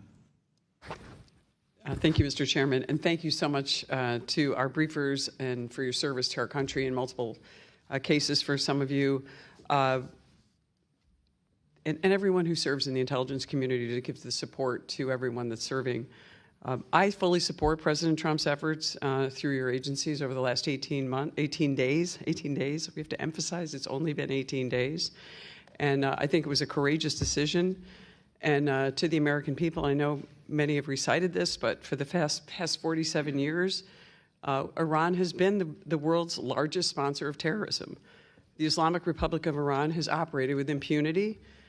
They've destabilized the Middle East, brutalized their own citizens, and have the blood of countless Americans and others on their hands, and now they're paying the price for that despotism.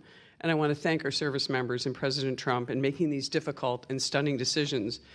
But it is also stunning what the Iranian people and so many in the Middle East and around the world have suffered from the regime. And I want to point out that in 2022, when Mahsa Amini was killed in the hands of the so-called morality police by the Iranian regime, it spurred I would say probably one of the most profound women's rights movements of our time. So many women stood up in the face of certain death, or at least imprisonment, definitely having an eye gouged out, like so many others, to stand up. And I am so grateful that these people now have an opportunity to actually have some kind of regime that would give them a chance at freedom after all these years. And I wanted to ask Director Gabbard, some of these people, and many of these people, do not seem to have access to outside information. Can you characterize what the access would be to the internet or cell phones for those in Iran who have no idea about anything and are only receiving the propaganda from the regime? Congressman, I can expand on this in the closed setting, but I will say briefly that throughout the period of protest that we saw previously, and during this ongoing conflict, the access of the Iranian people to basic things like power or internet or cell phone access is extremely limited. So I want to ask the General, since General James, in this same vein, do you think that the internet suppression by the Iranian regime is an objective that would be protecting the Iranian Revolutionary Guard Corps? Yes, ma'am. It's a TTP, and we will go into in great detail in the classified, but it's definitely a TTP to maintain control. Thank you. I appreciate that. I look forward to that. I want to turn to the northern border, which I represent, most of the northern border with the state of New York. Across the Lake Ontario shoreline, we know that many on the foreign terror watch list. In 2024, 358 suspects were found and arrested on the northern border. Fiscal year 2025, that number has been reduced to 307. I wanted to ask Director Patel, how would you characterize the type of those types of people that you have obtained, arrested, or encountered on the northern border? Cartels, Islamic terror, organized crime. How would you characterize those people, if you can? Thank you, Congresswoman. With the solidification and reinforcement at the southern border, the northern border has become a target of opportunity for foreign terrorist organizations, cartels, those that wish to conduct espionage activities, basically all of the above. How would you characterize the partnership of our Canadian friends to the north and their willingness to stop these individuals, especially in the last year or so? At the FBI, we have engaged with the RCMP and their intel services at levels never seen before To specifically focus on the fentanyl productions north of our border, the cartels have shifted their operations to produce the lethal fentanyl that kills so many Americans. So that's one example where we're focused and locked in with our partners north of the border. Thank you very much. I appreciate that. One last thing I just wanted to ask. Upstate New York is now the new home to Micron, one of the world's 3 leading memory manufacturers and the only U.S. leading memory company. Memory produced at Micron is an integral component of the GPUs used to train America's dominant frontier models. I'd love to find out, Director Ratcliffe, what would be the economic and national security implications if China were to catch up on the U.S. on memory, GPUs, critical minerals, all those things that go into everything leading up to this, including the advent of AI? Well, what you've seen, Congresswoman, is that when China can take advantage of things in the supply chain like critical minerals, they'll do that. This is particularly problematic in the area of all emerging technologies, and AI in particular. Obviously, whoever is dominant in the technology fields in the future will dictate the rules in the international marketplace. It would be devastating if China were ahead of us. Thank you. I appreciate it. I yield back. Mr. Cohen. Thank you, Mr. Chair. Director Patel, you had a question from Dr. Jackson about the shutdown we're in now with Homeland Security, and I believe you said that this would be harmful to America because of the threat from Iran. Is that correct? Do I recall that correctly? Generally, yes, sir. How many days before we invaded Iran did you know we were going to launch an invasion? We can get into those details in a classified setting, but I work with my colleagues across the spectrum here to give me advance warning so that we can reinforce. Was it 2 days, 3 days, a month? It was sometime before that, sir. Sometime before that. So you had not. With that knowledge, why did you fire at least a dozen agents in Counterintelligence Unit 12 that specializes in Iran counterintelligence, which makes us much less secure and safe with this war going on from Iranian attacks potentially against our country? As I said earlier, Congressman, I don't work on timelines when these terminations occur. There are internal investigations conducted by the careers at the FBI that highlight unethical or inappropriate conduct, and it's up to me to make the decision. But our Iran Threats Mission Center has never been more resourced, as I've highlighted, a 43% increase in counter-espionage arrests from Iran alone, and 360 ongoing terrorism investigations with Iran-affiliated individuals. And the people you fired, those 12 people, they were experts on Iran, were they not? I don't believe so. They worked in counterintelligence, did they not? I'm taking you at your word, sir. I'm not familiar with every You're the single chief word. director. I'm not. You should know the answer. You fired the people. Where did they work? People were terminated for violating their ethical obligations and the high standards. Was the ethical violations that they dealt with the case of the classified documents that were found at the bathroom in Mar-a-Lago, was that the ethical issue? As I said earlier, all those matters are pending litigation, so I'm not going to comment on them. Director Gabbard, are you familiar with CI-12? I'm not, Congressman. Okay. Let me ask you this question. In the intelligence community's unclassified annual threat assessment from last year, it said, quote, Iran's large conventional forces are capable of inflicting substantial damage to an attacker, executing regional strikes, and disrupting shipping, particularly energy supplies to the Strait of Hormuz. It seems the IC was entirely correct in its assessment about Iranian retaliation in the Strait. Did the IC's assessment about the Iranian capabilities in the Straits of Hormuz change in the past year? No, Congressman. Does Iran still have the capability to threaten shipping in the Straits of Hormuz with missiles, mines, and small boats? Their capabilities have been largely degraded, but yes, they still have means to threaten passage through the Strait of Hormuz. And how long can they keep the strait closed? Based on current events, I'd have to get an updated assessment from the intelligence community on that. Did you have an analysis of the impact of a war on global supply chains and the price of oil and gas? I believe that assessment may have come from the Department of Treasury or Energy. It didn't come through your office? It came from their element within Department of Energy or Energy. Do you know if the President was briefed on those assessments? I believe so, but I can't confirm. So if he was briefed on those assessments that that was a problem and the Straits of Hormuz could be shut off and that's causing a great problem in the world's economy with oil prices going up to, I think, under $120 or something a barrel and an effect on all countries' economies, why would the president not have taken actions to strengthen defense around the Strait of Hormuz? All I can say is that the president ultimately is responsible for making the decisions based on the totality of information and intelligence that he has available to him. The intelligence that he has available to him, that's a scary thought. Does the IC know where Iran's enriched uranium is? The IC has high confidence that we know where it is. And can you tell us that in classified? We can speak more about this topic in the classified setting. Okay. Could it be, we have methods of destroying it?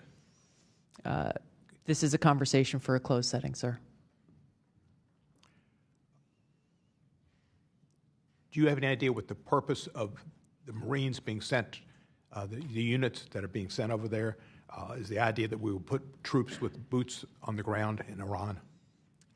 ODNI and the IC is not involved in the operational planning and movements of the Department of War assets. Thank you. I'll be very honest with you. When you made your original comments, it was kind of scary because of all the craziness that goes on in the world. I can't wait for the classified setting. Thank you. Mr. Perry. Thank you, Mr. Chairman. It's good to see some of old colleagues. I'm going to start, and thank you for your service, gentlemen and ma'am. I'm going to start with General Hartman, General Adams. Do you know how many days it's been since Russia went into Ukraine? I'll answer it for you. It's 1,480. Do you know how much money the United States government has spent, the taxpayers have spent in the war in Ukraine? I'm going to round it for you. It's about $200 billion. I mean, maybe it's a lot more, maybe it's a little less. It's hard to tell around this place. To the best of your knowledge, was Russia an imminent threat to the United States when they went into Ukraine, to the best of your knowledge? Sir?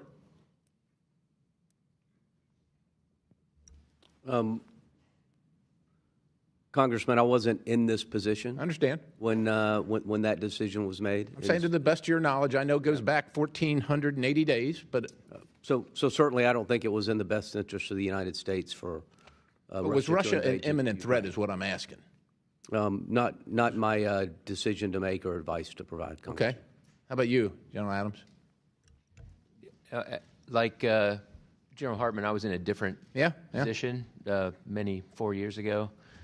In to make that assessment. Yeah. Are you? I guess can I ask you to clarify? Are you saying was Russia going to attack the United States 1,480 days ago? Not to my knowledge. Yeah. All right. You recall who the president was at that time, gentlemen? I'll help you out. It was President Biden. Do you know who the Speaker of the House was at that time? The name Ms. Pelosi ring a bell? Do you recall this Congress declaring war in Russia and Ukraine 1,480 days ago, or any time between then and now? I don't either. Do you know, gentlemen, how many American service members have been killed or maimed attributed to Iran, the IRGC, their proxies, et cetera, roughly? Any idea? Could we say probably 1,000 killed, if not 10,000, over 10,000 killed and maimed? Probably a reasonable assessment. You know how many uniformed service members have been killed by Russia in the last 1,480 days? American uniformed service personnel? I'm just asking. I don't know of any, but do you know of any? It just seems to me that there's almost like a political narrative being constructed here, and I just want to, point out this. It seems like a bit of an irony. I'm going to go to the director of the FBI. It's good to see you, Mr. Patel.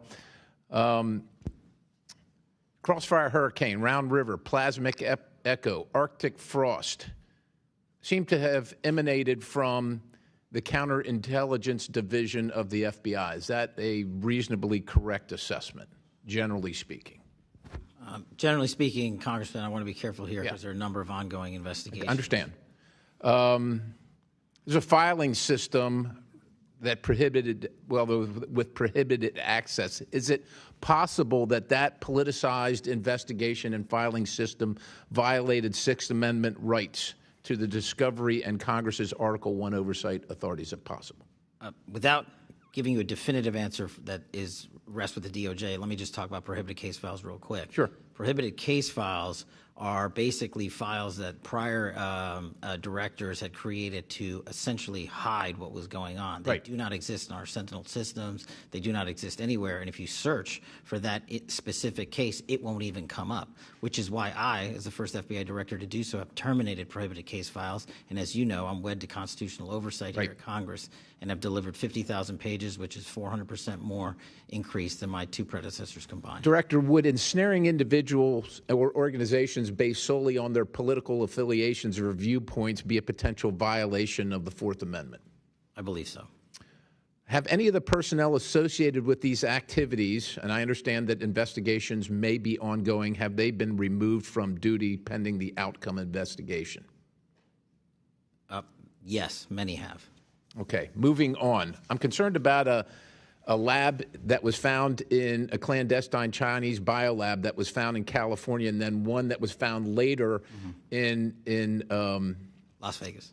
Yeah, Nevada. And I'm wondering, are you concerned about a lack of vision or imagination in agents that solely work on a case and can't see that China has the capability and the impetus to do these things all around the country and things like those things? And have you done anything about changing that training or that operational conduct of agents? I can only speak to what I've done, and this FBI is keenly aware of it. We're the ones that figured it out, not just in Las Vegas, but places like Michigan, where we arrested multiple individuals who were pretending to be researchers at the University of Michigan while bringing in lethal pathogens and trying to steal our trade secrets and our agricultural secrets, which is national security. So this FBI is laser focused on the Chinese threat, especially related to biolabs and agricultural theft. Appreciate the response. I'll yield the balance.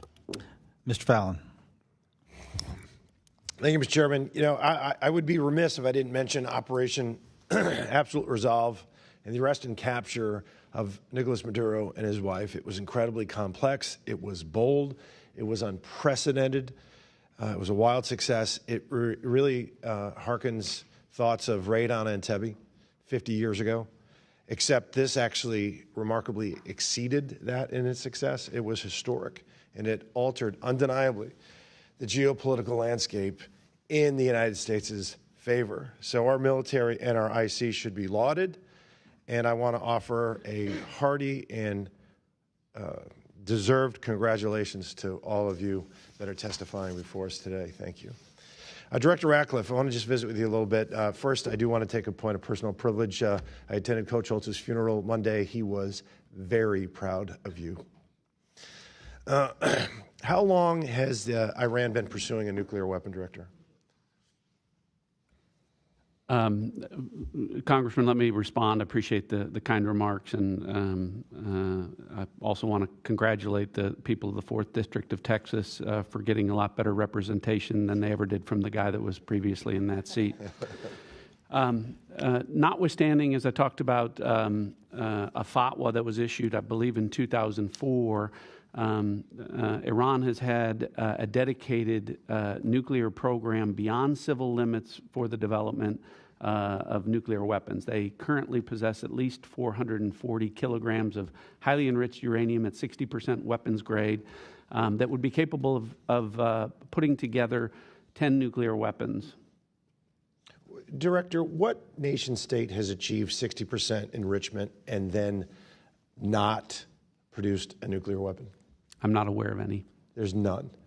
You get to 60%, there's a reason you're at 60%, because you are pursuing nuclear ambitions. So we have sanctions have been imposed in the past, and yet that pursuit continued. Their economy was teetering, the pursuit continued. Their people were suffering, the pursuit continued. Under the Bush, Obama, Trump 45, Biden now, Trump 47, that pursuit continued. Then last June, Operation Midnight Hammer. Nuclear program was dealt a significant setback. But not only that, the autocratic, illegitimate regime in Tehran, witnessed firsthand that the American resolve under this administration should be taken very seriously. I want to read you a few quotes. Iran will never be permitted to build a nuclear weapon, Barack Obama 15.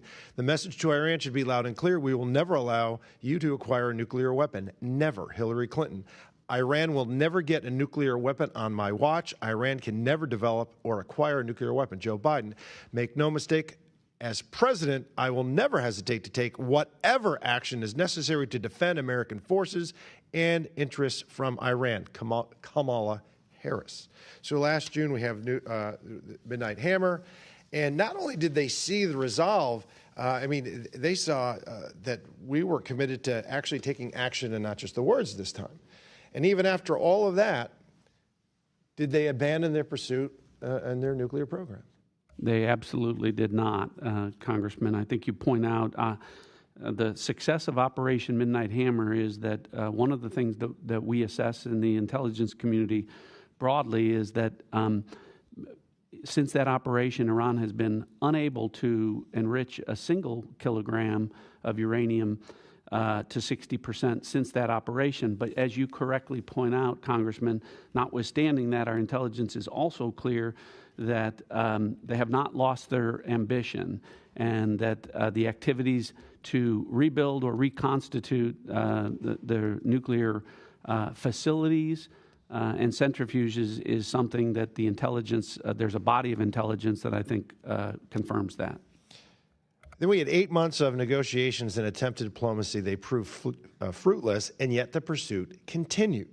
And then, Director, and is there any intelligence or evidence that the Supreme Leader and his thug mullahs, after all that, at the beginning of this year, were going to finally stop their pursuit of their nuclear weapon in their program? No. So we have some folks here that are splitting hairs about imminent threat. You know what? Was it a grave threat, Director, in your opinion? Nuclear weapons are a grave threat in the hands of religious ideologues. 60% enrichment. No nation state that achieved that hadn't produced a nuclear weapon. We can either talk about it, kick the can down the road, and let them get a nuclear weapon and get danger close to it on the precipice, or we can take action now, and this is what this administration chose to do. Thank you, Mr. Chairman. I yield back. Mr. Stubbe. Thank you, Mr. Chairman. Every day, the brave men and women of our intelligence community, armed forces, and federal law enforcement work to protect our homeland from a constant and evolving array of threats. But since Democrats chose to shut down the Department of Homeland Security, those threats have grown more acute. Our country has already experienced 4 terrorist attacks since the shutdown began. The consequences are no longer hypothetical, they are unfolding in real time. At a moment when the global threat environment is intensifying, terrorist organizations are resurging, and adversaries continue to encourage violence against Americans. Congress should be reinforcing our defenses. Instead, Democrats have sidelined the very department responsible for keeping the homeland safe. Not a single Democrat here on this committee voted to reopen the Department of Homeland Security. That was not an accident. It was a political decision made at the expense of the safety and security of the American people. As threats to our homelands rise and our enemies grow more emboldened, this decision has weakened our defenses and replaced action with dysfunction. Each day, the threat environment worsens, and with it, the risk to the American people, which is indefensible. Do each of you agree that the reckless Democratic shutdown of the Department of Homeland Security has affected your agency's ability to detect, deter, and respond to threats against the homeland? Specifically, has it impacted intelligence sharing, operational coordination, or your capacity to prevent attacks? General Hartman. Congressman, it hasn't had a significant impact on the foreign intelligence mission of the National Security Agency. Director Patel. The shutdown has had a significant impact on how we protect and defend the homeland. Director Gabbard. This has directly affected the intelligence elements within the Department of Homeland Security negatively. Director Ratcliffe. I would agree with the Director of National Intelligence. General Adams. No significant impact on the Defense Intelligence Agency and the foreign threat that we analyze. So, Director Gabbard, you, in your opening statement, talked about the threats to the homeland and the changes that you've made as it relates to the border and the changes that the president has made after 4 years of open border policies under President Biden, during which cartels and gangs expanded their operations into American cities. What specific actions has ODNI taken to disrupt these criminal cartels and networks and stop the fentanyl poisoning and murdering U.S. citizens? Thank you for the question, Congressman. We've taken several actions to be able to get after this threat that the president made a priority. Number one being making historic shifts in intelligence collection towards addressing this threat. I believe it is the biggest shift in intelligence capabilities that we've ever seen, or certainly in a long time. The integration and cooperation between our National Counterterrorism Center with the DEA and other Department of Homeland Security elements is also unprecedented. We have taken and coordinated the collection of individuals, known and suspected terrorists, known and suspected cartel members, leaders, and inputted that into the TIDE system, which has radically increased and improved our ability to identify those who are cartel and gang members trying to enter our country and those who may already be in our country. National Counterterrorism Center has been working again in coordination with our interagency partners to get after the financial networks that these cartels and gangs rely upon to be able to continue to fund. As Director Patel has spoken about, we have national counterterrorism elements that sit within the joint terrorism task forces and support the interagency efforts to continue to get after this threat very effectively. Thank you. Director Patel, Mr. Cohen was asking you about a recent firing of counter-espionage agents with Iranian expertise. You and the FBI are taking, will continue to take, all required steps to keep the American people safe during President Trump's historic military action against an oppressive and evil Iranian regime. Is that correct? Absolutely, and there's 36,000 people employed at this FBI, and I reject the notion wholeheartedly that the termination of those that were weaponizing law enforcement are the only ones that can do the mission. There's a 43% increase in counterintelligence and espionage arrests just related to Iran alone, which is a record year for the FBI. Well, and you plussed up nearly 1,000 agents in the field throughout the United States since this has occurred? Yes, sir. And there's a document that you posted on X, and I think that's what you have in front of you, about all of the wins and the changes that the FBI has made under your leadership and President Trump's leadership during 2025. In the little time that I have remaining, could you just highlight some of that for the American people? Thank you. Under the Trump administration, this FBI has literally had a historic year. We have a 112% increase in violent offenders arrested last year alone, a 20% decrease in homicides, 20% decrease in robberies. We have disrupted 1,800 criminal gangs. That's a 210% increase. We've seized enough fentanyl to kill 178 million Americans. That's a 31% increase. We have gone after the most vulnerable in our society, protecting children, a 490% increase in arrests on those that prey on our children online. We have located, found, and identified 6,200 missing kids. That's a 30% increase. We have dismantled and taken down 1,700 child predators. That's a 17% increase. And those that wish to traffic our young American citizens and women, 300 human traffickers have been arrested. That's a 15% increase. And seven of the FBI's top 10 most wanted fugitives in the world have been apprehended in the last 13 months. To put that into perspective, there was 4 in the prior 4 years. So this FBI under President Trump is fully stocked to get after every single fight we have, and these are just some of the statistics. So I thank you for letting me highlight those. Thank you. My time's expired. Mr. Crenshaw. Thank you all for being here in this marathon, two-day marathon. Appreciate y'all. I want to talk about FISA. Because we all have scars on our back from 2 years ago when we reauthorized FISA. I anticipate it being easier this time, but I still want to go over the myths that the public believes and that many members of this Congress believe. Mr. Patel, I'll focus on you here. Myth number 1 has to do with 702 versus FISA Title I. Trump was targeted with FISA 702. Is that a myth? That's a myth. It's not true. So it's just real quick. How was President Trump targeted under Crossfire Hurricane? Under FISA Title I, Title III authorities, information was presented to the Foreign Intelligence Surveillance Court, a search warrant to surveil individuals associated with the Trump campaign, which was later revealed through the House Intelligence Committee's work that the information collected was not only unverified, but individuals lied in that application, individuals that were government officials. I think it's worth pointing out that whether this process was FISA or in regular court, it was still lies told by the people trying to get the warrant. It had nothing to do with FISA. It was simply the people trying to get the warrant were lying. Okay, myth number 2. A query means that we're spying on Americans, means we're reading their inboxes, we're getting inside their text messages, all of that. Is that true? No, I'm going to borrow General Hartman's answer. A query of 702 is pursuant to lawfully collected information of non-U.S. citizens overseas. Right. So if you query an American citizen, are you accessing their inbox? No. You're just seeing if they have spoken to somebody who is a foreign intelligence officer, let's say, and you would know they've spoken to them because they would show up as part of that conversation. In foreign intelligence collection. In foreign intelligence collection. So if, and if you wanted to get inside their inbox, you would have to get an actual warrant under current law, right? A U.S. person. A warrant or a subpoena process, yes, sir. Okay.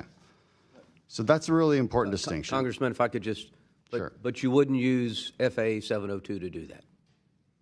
Correct. To get in I just want to be clear about that. Yes, you would not. You would use your regular court process. No authority under 702 to collect intelligence intentionally against U.S. persons. Absolutely. Right.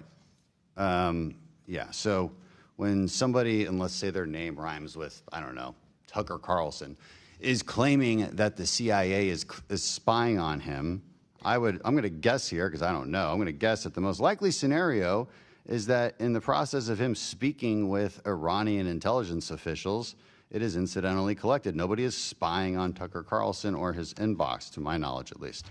Number 3, another myth, a warrant requirement, should it be required by law, for a simple query, that should be easy to get, right? What's the problem? It's easy to get a warrant. We do it all the time. Would it be easy?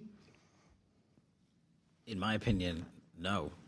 But And the reason it wouldn't be easy is because oftentimes these queries are part of a very typical analytical process, and they would not meet the judicial standards of probable cause. And I've seen many examples of this. I would love if you guys had some examples that are declassified. I've seen them in a classified session. So I guess my point is, and now that we've debunked these myths, is you put that warrant process on a simple query, you're taking away our analysts' ability to connect the dots from the outside actors, which we can collect on. They have no constitutional protections. But you're removing our ability to connect them with the inside actors, which is kind of where it matters. It's like giving up when you're right at the goal line. That makes zero sense to do, and that's exactly what this would do. I've already heard Director Ratcliffe's answer on this, but 18 months clean reauthorization, does that, I don't know where that number came from, but would you rather have it longer? as Director Ratcliffe said, I'd like 5 or 10 years. Okay, me too. We went over that really quickly and well. I yield back. Thank you. Mr. Hill. Thank you, Chairman. Thank you, panel, for being with us this morning. And let me start with Director Gabbard. You've heard from Mr. Stubbe. You've heard from Admiral Jackson. You've heard from Ms. Tenney, all this aspect of who we've encountered at our borders, north and south. And during the Biden administration, with the open border that has been overly discussed today at length, there's this known and suspected terrorists, and I want to congratulate the Trump administration for getting, I think, 1,300 people identified out of the country under your 13 months, so congratulations on that.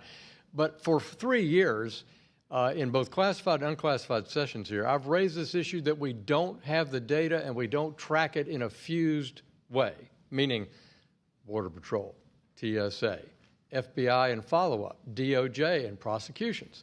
And we don't really have that at our fingertips for oversight purposes. And I asked you at last year's Worldwide Threats, would you commit to helping us achieve, as the ODNI, that fused data? You agreed, but it was only 3 days ago I got that commitment from you in writing. So let me ask you again, can you help drive that process across the bureaucracy to get that regularly provided to the intelligence committees? Sir, thank you for the follow-up on that. We have continued to work to improve that consolidated use of systems that will better help us identify who is in our country, who are known or suspected terrorists, to include those who are members or leaders of cartels and gangs and drug traffickers. And we're continuing to pursue that, particularly with the Department of State and their screening and vetting practices, as well as the Department of Homeland Security's.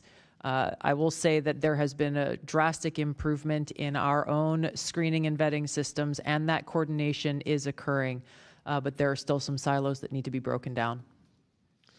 Also, in follow-up to the discussion today, I heard my friend from California, Mr. Barra, assert that President Trump's action in epic fury was unconstitutional. Do you think it was unconstitutional, the decision taken by the president? That's a legal question, sir, that I believe has been asked and answered by the White House counsel. But don't you think in Article 2, power under the War Powers Act, the president has the right to defend American interest, allied interest? He does. And he can do that for 60 days. And did the president and you consult with the Gang of Eight in Congress before the president took military operations? My understanding is the Secretary of State fulfilled that responsibility. Yeah, I think that's clear. I don't recall President Obama, for example, declaring war for 7 months of operations in Libya. So I think there's a lot of hypocrisy here as we try to defend American interests. Mr. Klein asked you about and made a good comment, I thought, about, and he talked to Director Patel about this, on this issue of winter shield and doing a better job of coordinating offensive and defensive cyber here in the homeland. And I think that's another place, Director, where I think you should play an outsized role to coordinate, again, this issue of all operations. I'm very concerned that we don't have a fused, I'm going to use that word again, civil defense posture on cyber defense because we're too compartmentalized. We're too siloed between who's with the military and not with the military, who's got classifications and who doesn't. Would you work with me on trying to design a way for our governors, our private sector, the FBI to work better on countering state actors in our private sector? Yes, sir. I would look forward to working with you on that. And we'll just comment, this would have to be done in conjunction with the Department of Homeland Security and CISA, given their statutory responsibilities. The integration and coordination with the private sector remains one of the biggest imperatives, but also in some cases challenges for folks who choose not to work with the U.S. government. I agree. I sit on the CISA subcommittee here, and I'm very concerned about it. And I think our whole committee's been concerned about the assessment we have on offensive cyber, so we look forward to that. Finally, Director Ratcliffe, thanks for you being here, and it's wonderful to see you. Thanks for our decade of friendship. I want to say that I've traveled significantly with the chairman to Latin America, and I want to say your stations throughout the Western Hemisphere are doing an outstanding job. Would you say that we're back on track countering great power rivals in the Western Hemisphere? I would. Thank you for the compliments for the workforce that I'm privileged to lead. And I do think the President's policies in making the Western Hemisphere a priority are really clear. Obviously, the success of Operation Absolute Resolve. It's funny, Congressman, no one's talking about Venezuela because things are going so well in Venezuela. But it really shows the commitment that the President has to taking care of business for American interests in our own hemisphere. And it's not limited to Venezuela. It's throughout Central and South America. And I think that you'll continue to see continued progress with respect to that. Thank you, and I thank all of you for your service to your country, and I yield back. Thank you, Mr. Hill. Before we dismiss, I'm going to ask all members of the audience, all members and staff to remain seated until the witnesses have cleared, giving them an opportunity to proceed to our closed setting, which we will reconvene at 11:30 to resume in HVC 304. With that said, please remain seated until the witnesses have cleared, and this proceeding is adjourned.